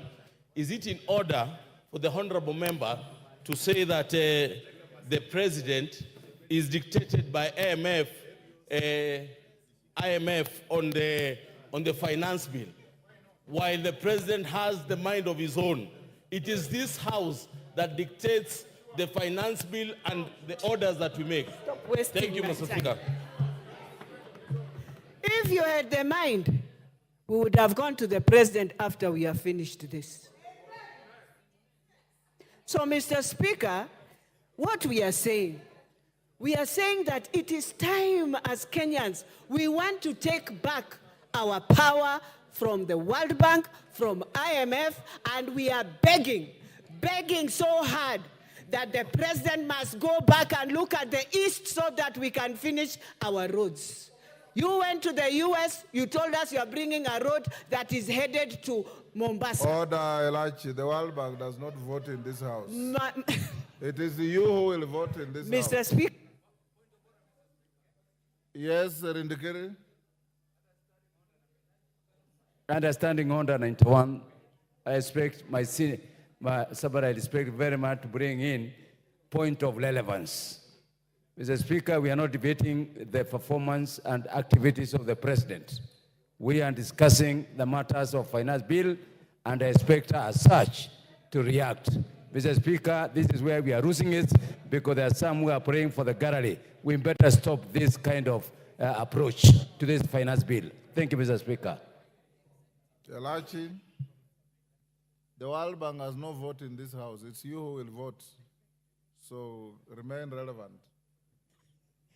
Mr. Speaker, while I say and what I say is that when you look at all the policies that has eaten the countries of Ghana, countries of Zambia, these are the same policies that they went through when they were handling the IMF. So, Mr. Speaker, it's not about voting, but it is about just asking ourselves, what track have we taken ourselves in? I beg not to support. Thank you. Come, Kate. Wamau, I don't see you on this screen. Come, Kate. Yes. Thank you very much, Mr. Speaker, sir, for this opportunity. Mr. Speaker, from the outset, I want to say that I stand to support the bill. And in supporting this bill, Mr. Speaker, I want to say that I fully associate myself with the views and the recommendations of the Committee on Finance and National Planning. The committee, Mr. Speaker, has done a wonderful job in analyzing the bill and in listening to Kenyans. When this bill was published for the first time, Mr. Speaker, I got concerned as every other Kenyan. But I got, Mr. Speaker, I got the confidence, Mr. Speaker, because I know, Mr. Speaker, that Kenya is a working democracy. That the process of legislative, the passing of legislation is a process, Mr. Speaker. That the bill would go to the Committee on Finance and National Planning, that the bill would be subjected to public participation, and that the views of Kenyans, Mr. Speaker, would be collected, and that the committee would come up with the proper recommendations, having listened to the people of Kenya. And the committee has done that, Mr. Speaker. This committee, Mr. Speaker, represents Parliament. The Committee on Finance and National Planning is a committee that is made up of members across the aisle. It is not a committee, Mr. Speaker, of members of one side of the House. And their report, therefore, the report which has no dissenting view, represents the views of this Parliament. And I want to say, Mr. Speaker, I want to thank the members, all of them, from both sides of the House, that they have done a good job. I want to, Mr. Speaker, the Treasury is made up of Kenyans, and they are mandated, Mr. Speaker, at every financial year to come up with revenue-raising measures to support the budget. And they are free, Mr. Speaker, to be innovative. Those officers at the Treasury, Mr. Speaker, are free to come up with wild ideas. But that is why Parliament is here. Because the officers at the Treasury, I do not see why the hysteria. Why there was hysteria? Why would a member of Parliament be joining, Mr. Speaker, members of the public in demonstrating in the streets when his opportunity is here. When the opportunity is here now, and then when they are given the chance, Mr. Speaker, they come and speak about revolutions that are non-existent. This is the time to talk about, to debate this bill and to look at the recommendations of the committee as they have made. Mr. Speaker, the governments exist to levy taxes, Mr. Speaker. And it is Parliament's responsibility to check on the executive. And that is exactly what we are doing. Mr. Speaker, you know, when the orange button comes up, Mr. Speaker, and the points are coming, I do not know what is, we begin to panic. Mr. Speaker, let me just say this, Mr. Speaker. This morning, I listened to the leader of minority opposing the bill. But I looked at him, Mr. Speaker, and I could see his opposition to the bill was nothing but hollow, dishonest, and shallow. Because, Mr. Speaker, if the public have given their views, Mr. Speaker, and I challenge, Mr. Speaker,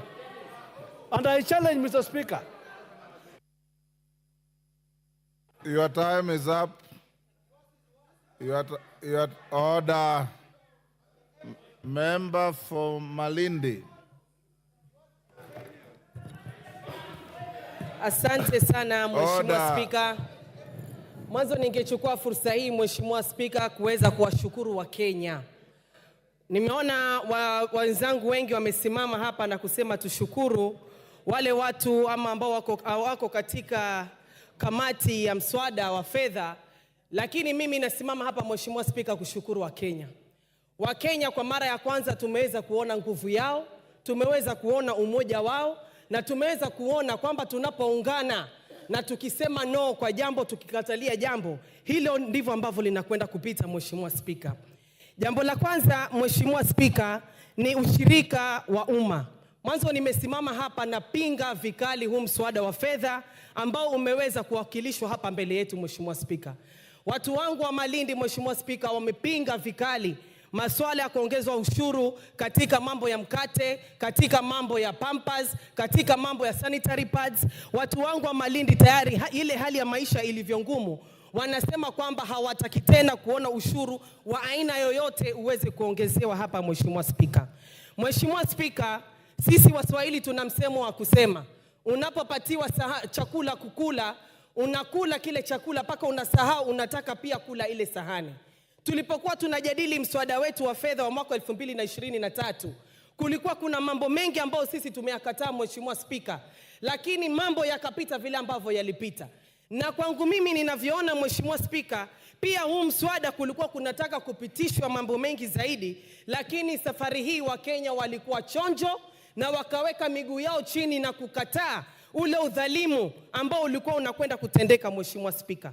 Ningeweza kusisitiza kwa wananchi wetu wa Kenya nzima kwamba tunapokuwa na ushiriki wa umma ama kwa kizungu ambayo inaitwa public participation, naomba Wakenya wajitokeze kwa wingi, waweze kusikizwa, waweze kueleweka na waweze kutoa maoni yao kuhusu masuala tofauti tofauti ambayo yanaendelea katika bunge la kitaifa, katika masuala ya miradi ya kitaifa, miradi ya kaunti na mengineyo. Mheshimiwa Spika, kabla hatujazungumza kuhusu huu mswada ambao tunaujadili saizi, tunataka pia tuangalie ule mswada wetu wa mwaka 2023. Ni kwamba uliweza kutusaidia vipi sisi kama Wakenya. Tunafaa tujiulize gharama ya maisha je ilikwenda kubadilika? Tunafaa tujiulize mazingira ya kazi je yalikuwa ni mazuri kwa watu wetu? Tunafaa tujiulize imetusaidia vipi na imeweza kutufikisha wapi? Malengo yetu, budget yetu ya ile pesa kama tumeweza kuifikia ama la. Mheshimiwa Spika, tuliona kuna vitu ambavyo tuliweza kupitisha wakati ule, ikiwemo masuala ya Hustler Fund, masuala ya housing levy. Tunataka pia tujue report pesa hizo, mambo hayo, malengo hayo tumeweza kuyafikia ama hatujaweza kuyafikia Mheshimiwa Spika. Kwa kumalizia Mheshimiwa Spika, mimi ninavyoelewa Wakenya hawana shida na kulipa ushuru. Uchungu wa Wakenya saizi tunazungumza kuhusu budget ya zaidi ya trilioni 3. Matumizi ya hizi pesa, Mheshimiwa Spika, ndiyo matatizo makubwa, na ndio maana tumeona vijana wetu, watoto wadogo wamekwenda barabarani kufanya maandamano, Mheshimiwa Spika. Matatizo ambayo tuko nayo sasa hivi, Mheshimiwa Spika, ni ufisadi. Na pale ambapo tunazungumza kuhusu ufisadi, kwa sababu pesa zote hizi zinatoka kwa Wakenya, bajeti yote hii sasa hizi inatoka kwa Wakenya. Tunapoona ufisadi ambao unaendelea, Mheshimiwa Spika, mawaziri wanakuja hapa, mawaziri wao ambao wana ufisadi wanaachiliwa, Mheshimiwa Spika. Hii ndio inazidi kutia machungu kwa Wakenya kule, Mheshimiwa Spika. Tunaona wale ambao wameshikana kule kwa upande wa serikali, Mheshimiwa Spika, wanaenda katika mkutano, mtu ambaye mshahara wake ni sawasawa na wangu na anatoa karibu milioni 30, na kuna kijana mwenye ambaye hana kazi na hana hata shilingi. So tunataka matumizi ya hizi pesa pia ziwe ziko sawasawa, Mheshimiwa Spika, na kwamba ufisadi uweze kumalizika hapa ndani ya Kenya, Mheshimiwa Spika. Mimi nataka niseme napinga vikali huu mswada wa fedha wa mwaka 2024, Mheshimiwa Spika. Asante sana. Rindikiri.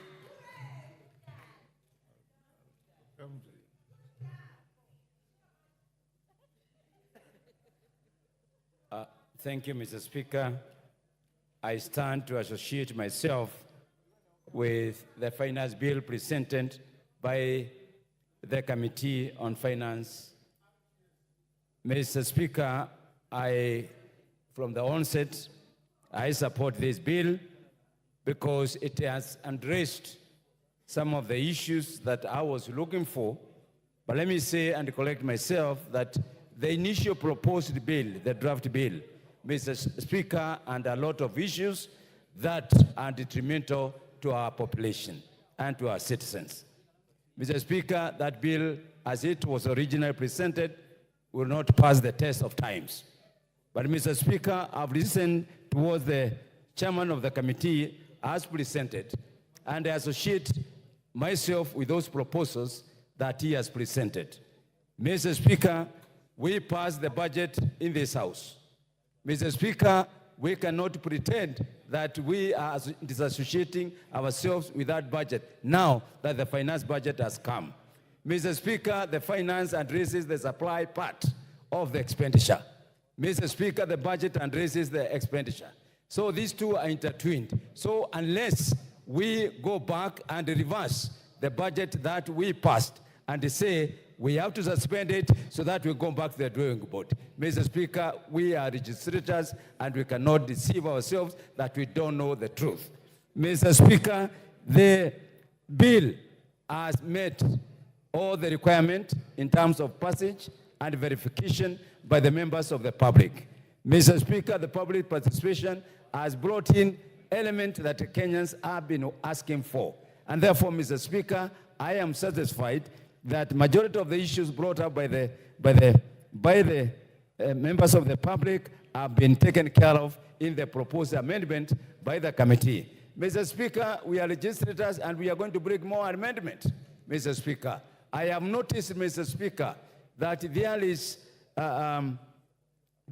anomaly in the finance bill as proposed also, even by the finance committee, that we will be taxing the raw materials. Also, the local manufacturers, Mr. Speaker, will use raw materials. So we will bring an amendment on that. Mr. Speaker, I have also seen there is an introduction of a levy on the treasury bills. Mr. Speaker, we also bring amendment on that. So what I want to tell the people of Bori, because that is who I represent, we will make sure with the consultation with the finance committee, in agreement with them, we will all delete those punitive clauses that are detrimental to their expectations and pass the bill because it carries more benefit to our people. Mr. Speaker, this bill has passed all the legal requirements. Mr. Speaker, the income tax law, Mr. Speaker, the VAT law, Mr. Speaker, the excess law, Mr. Speaker, the miscellaneous and fees levy law, Mr. Speaker, the Tax Procedure Act, Mr. Speaker, the Affordable Housing Levy Act, Data Protection Act, and Public Finance Management Act, and lastly, the Industrial Training Act. So, Mr. Speaker, as we see it, the bill is in compliance with the procedure of making the law. Mr. Speaker, I note that the objective of this bill is not to discourage investment. Mr. Speaker, this bill addresses how we will move the economy in the short term, mid-term, and the long term. Mr. Speaker, we are all talking about employment for our youth. Mr. Speaker, we are all talking about made in Kenya, promote Kenya. Mr. Speaker, we are saying we have to take care of our environment. Mr. Speaker, all these things are contained in this bill. What we need to be careful is that we should not trash the good thing with emotions, because that's what I'm saying, Mr. Speaker. The people of Bore expect development. The people of Bore expect water. The people of Bore expect electricity. The people of Bore expect health. So, Mr. Speaker, truly, and I want to urge and ask our members, please, let's be bipartisan. Let's look at the good things. Let's look at the bad things. We do away with the bad thing, but we cannot in totality say this bill should be rejected in totality. Mr. Speaker, I support. Jackson Kosgei. Thank you, Mr. Speaker. First of all, and on the onset, I support the bill. It has been said by historians that there are two things, I beg your pardon, that has made regimes comes up or rise up and fall. One is the policy on fiscal planning of a nation, such as the one we are interrogating through this bill. Mr. Speaker, the second one is the national bride, where the citizens of a country is proud to support and sustain their own country. While I commend the committee for the work, the good job done, the resilience they had in taking the processes through legally and by law, and also by listening to the citizenry of this country, I wish to persuade us in this House to appreciate the fact that we have a cardinal role in developing the budget of this country by interrogating all the processes, and we have a duty to produce a policy that will support this nation. It appears that the debate today, and as we continue, is gravitating around the finance bill as was presented, and we seem to play down the proposed amendment by our esteemed committee members. They have given us their version after receiving the contribution by the public. Mr. Speaker, I wish to conclude my remarks as I support this bill by commenting on the light note on a comment that was made by one honorable member that it was a bit unnecessary and misleading comparison, because we are speaking not only to this August House, but we are speaking to Kenyans listening outside there, to compare the 19th century dictatorial monarchs with our vibrant democracy, which is giving us an opportunity of changing government whenever we want in every 5 years. It is unnecessary to speak to Kenyans that we have an alternative in terms like revolution, destroying a country. I think we have a room, vibrant democracy in the world, not Africa alone. And I wish to urge us that let us debate without personalizing, but think about this country and its progress. With that, Mr. Speaker, I support the bill. Thank you. Mawade.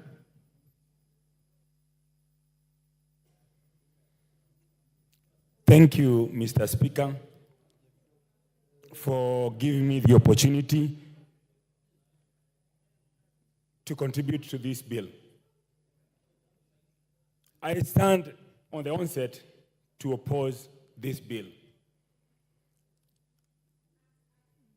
This bill, actually the amendment that was tabled last evening, is actually worse than what was there previously.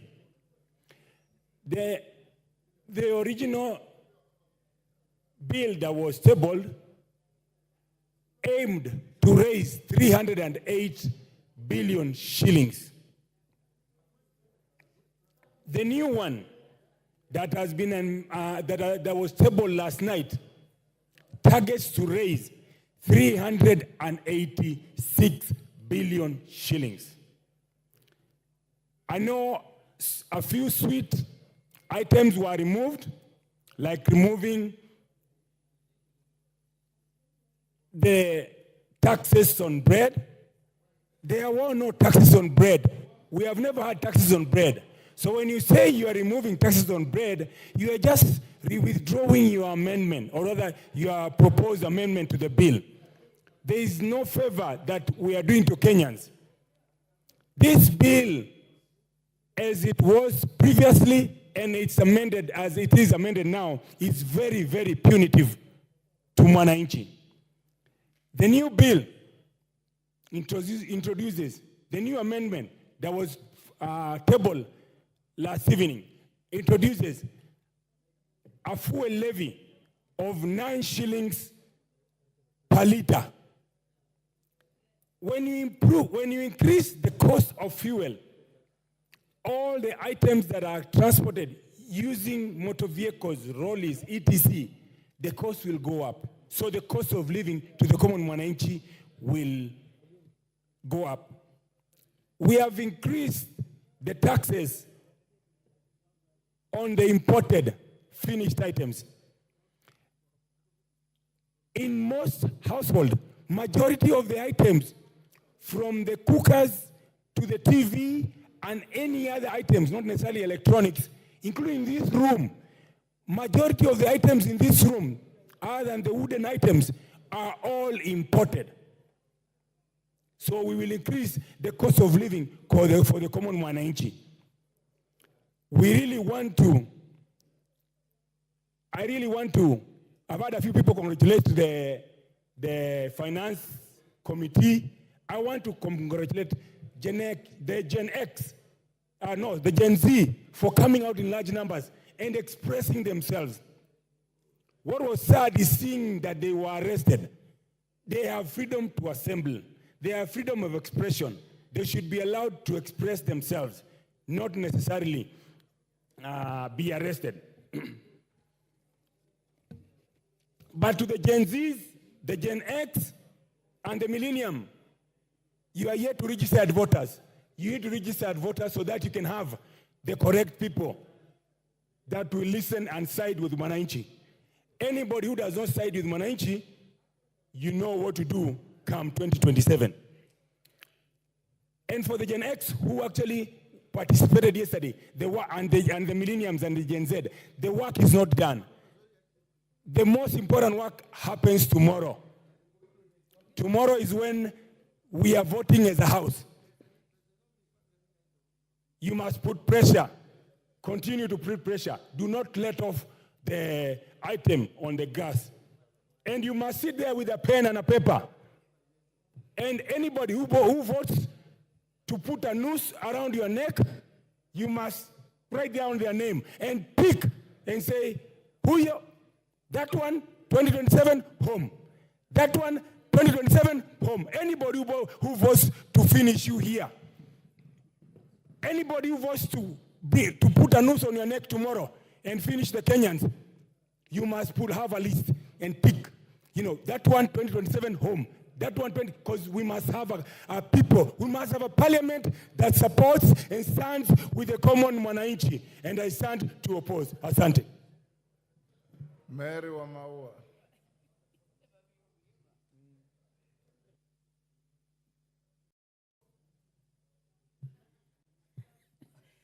Thank you, Mr. Speaker, for giving me a chance to speak to this finance bill. Mr. Speaker, I don't stand here to be told by an honorable member who is elected like me, because I listen to my people. Mr. Speaker, I'm here to support the finance bill with the proposed amendment from the committee finance. Mr. Speaker, secondly, allow me to appreciate the work that was done by the finance committee, the exercise that they did going around the country during the public participation was not in futility, and therefore, immediately after the public participation, they went to write this report, and from all what they collected from the people who came in the name of those from the corporate professionals, business men, and others, they were able to do so many amendments that we are waiting to hear, and some we are aware, because majority of those are the ones that the members of public had a lot of interest in, like the issue of the VAT on bread. There is that proposed amendment to remove the VAT on it. There is also the excise duty on the vegetable oil. That was also an area of concern. A lot of concern on the issue to do with the 2.5% on motor vehicle tax. Mr. Speaker, I may not be able to mention all the areas of concern, but I cannot forget to also note that there was the proposed amendment from the committee on the eco levy on locally manufactured products like the sanitary towels, the diapers, phones, car batteries, and others. Mr. Speaker, looking at the proposed amendment that the committee came up with, it is trying to answer to the cry of some of the areas that our member are talking about. And Mr. Speaker, some of these are going to boost our local manufacturing industries, which we highly recommend, because with the local manufacturing industry in the country being boosted vis-a-vis all what is coming as import, this will be able to give market to the farm products, because a lot and the backbone of this country is agriculture, as well as also creating employment. And also, this one will also offer our agencies in the inspection and supervision of the produced products. Mr. Speaker, I do not want to say that is from what I got from one of the members that this is too retro, too late. Because, Mr. Speaker, this is a house whose work is to make laws and to amend other that are existing. And Mr. Speaker, as honorable members, if at all we are good on advising our people accordingly, as their representative, we are able to tell them that this is the time that we are going to look at the crowds of the finance bill, crowds by crowds, and it is also the said time that we can be able to bring amendment, instead of inciting our people to demonstrate on the street, making some to sleep in the cells and others to get hurt as a result of the same. In the same, it shows that we do not believe on the responsibility that is given to this house to amend any law. Whatever Treasury proposed, it is for the committee, whatever it did, and our time now has come to make sure that any crowds that you think you need to do an amendment, you raise it so that we discuss it here, and by the end of it, whatever finance bill we produce will be answering to the areas of concern to our people. Mr. Speaker, as much as you see some saying that they are opposing, if at all we go by whatever they are saying, they'll be the first one again to rise to question on the salaries, on development of projects that are running, and other areas. So members, as we talk, let us not be populist. Wamaua, your time is up.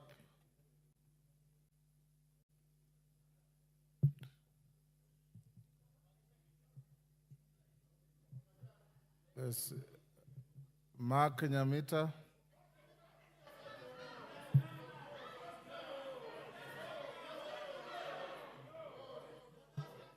Order. You are all equal. No, Mr. Speaker, this guy has just come down. Go on, Nyamita. Give Nyamita the floor. But Mark Nyamita, you've just come. You've just come down. We have been Angela, you will speak. I think in a house of order, Mheshimiwa, the speaker is presiding. Thank you, Mr. Speaker. Thank you, Mr. Speaker, for giving me an opportunity to contribute on this particular bill. I'm sure, Angela, if it was you, you will be happy. I'll give you a chance. We have just come now. We have been sitting here since Order, Angela. I appreciate your Mr. resilience Speaker, today. Protect me to be listened to in silence. Oh, that's unfair. Thank you, Mr. Speaker.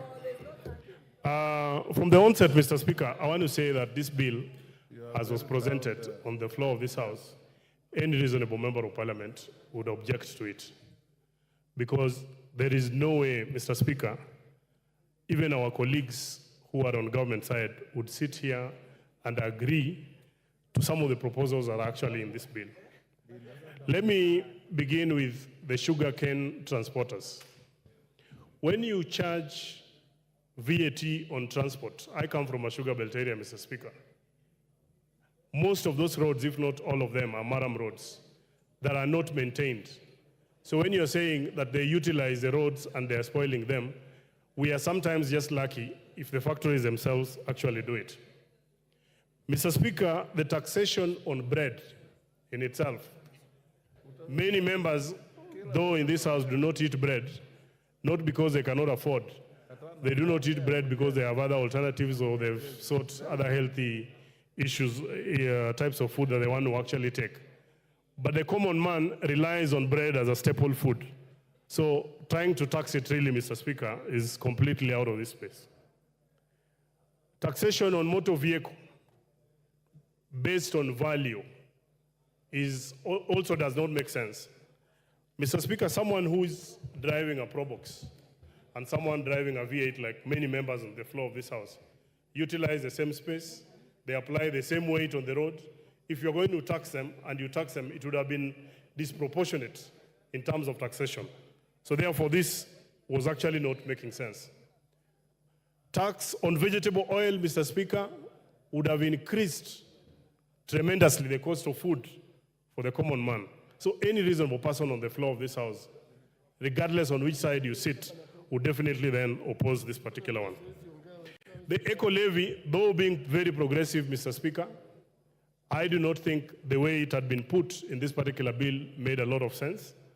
We need to only tax eco levy on finished products that are actually being brought into the country.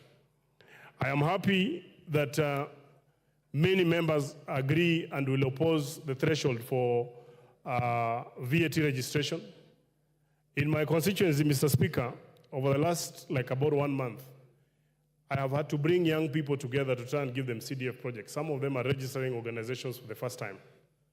Compelling them to register so that you tax them was not leaving them with any money, because the amount of money that we put into our projects, Mr. Speaker, is extremely very little.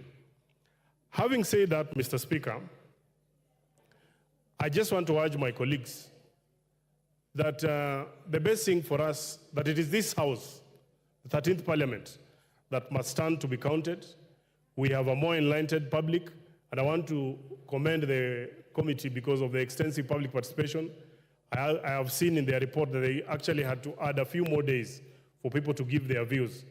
How I wish, Mr. Speaker, that in the next bill and maybe all the other bills, we can even extend it not only to the members of the committee, but to the whole House, so that members can even caucus on specific bills that require a lot of input from the people. But then what I want to say is that anyone who believes that this bill is not right must then come to the floor of the House, including myself, to propose and support the amendments that are going to leave the bill more responsive to the needs of the people. Instead of just saying that we oppose it, it is in this House, and I am going to be in this House to propose my own amendments that are going to favor the Mwananchi, and the ones that have actually been brought that favor, we will actually support them. Thank you, Mr. Speaker. I submit. But for now, thank you, Mr. Speaker. I arise also to support this motion, in spite of the fact that I received so many messages, so many calls, advising me to reject this bill. Mr. Speaker, one of the callers is a young man who is my neighbor. So he told me he has read so much on social media and he feels I should say no. So I asked the young man, why are you saying I vote no? Why specifically? So he told me like the price of bread has increased from 45 to around 90 shillings. So I told him which type of bread is this. Then he was talking of 400 grams bread. So I just told him straight, go to the shop and find out what it is presently. Mr. Speaker, I noted that there was a lot of misinformation to our youth, the so-called Generation C, that is causing them even to riot on the streets. Mr. Speaker, why I support this particularly is because of the direction this country is now taking. I'm realizing now, when you look at this finance bill, what I'm seeing now, this country is going the direction of consuming locally produced products. Because what it's doing is giving room for local producers to do the manufacturing of the products that we usually import. And Mr. Speaker, this in itself will actually improve the economy and will also create employment in our country that we are suffering from. And why I'm saying this, because I'm saying there is a tax or a levy on eco, something called eco levy. This is actually to discourage importation of finished products and encourage local production. There's also a tax on clinker that's coming from out, so as to encourage our local production. And when this is happening, most of the persons who will benefit are the very youth, actually, who are demonstrating in the streets. And they have been misinformed, because when this is happening in this particular country, most of them then will get employment. They will not find themselves idle in the streets, so as to be vulnerable as they're being used by some persons, some leaders in this country to actually push their agenda. Mr. Speaker, this country, I see a situation where now we want like to take off. Because I recall countries like Malaysia, countries like Singapore, we were with them at the same level. But them taking to this route, they have taken off. They are far away from us, industrialized countries.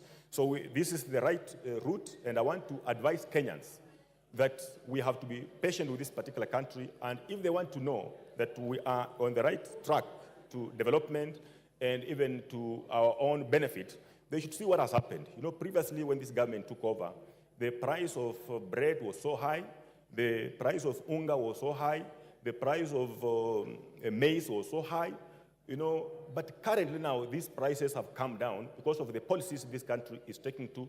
So if Wananchi will give this government and this country, the leadership, some time, all this that we are crying about will stabilize. Mr. Speaker, I want to appreciate the chair of Finance Committee. There was an issue on items, invoicing. You see, the factories, I'm hosting 2 factories, sugar producing factories in my constituency, that is Botali and West Kenya.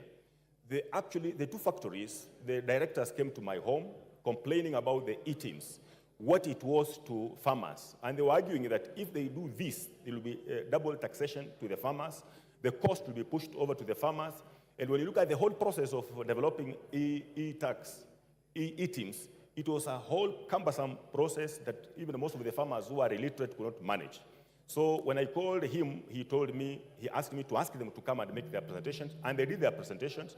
And I'm happy, I want to tell the farmers, the e-teams has been struck off.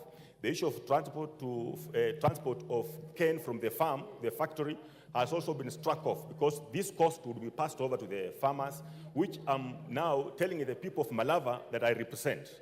There's no need for me to say no to this finance bill, because it's the best for us for this particular country. And Mr. Speaker, we have also asked for so many things. I remember when the CS was making a presentation here on budget, there were so many things we were for thumbing, because they were good for us, like, for example, electricity connection. this is now a moment for us to raise funds to actually get this connection to our villages. Otherwise, I support Mr. Speaker. Thank you.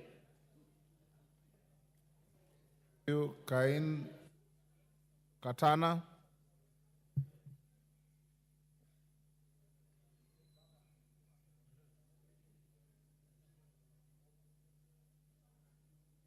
Cain Katana, give him the mic. Asante Bwana Spika kwa kunipatia nafasi hii. Kwanza nataka niwapongeze wale Wakenya wote waliojitokeza jana kuandamana ili kutoa hisia zao kuhusu mswada huu wa kifedha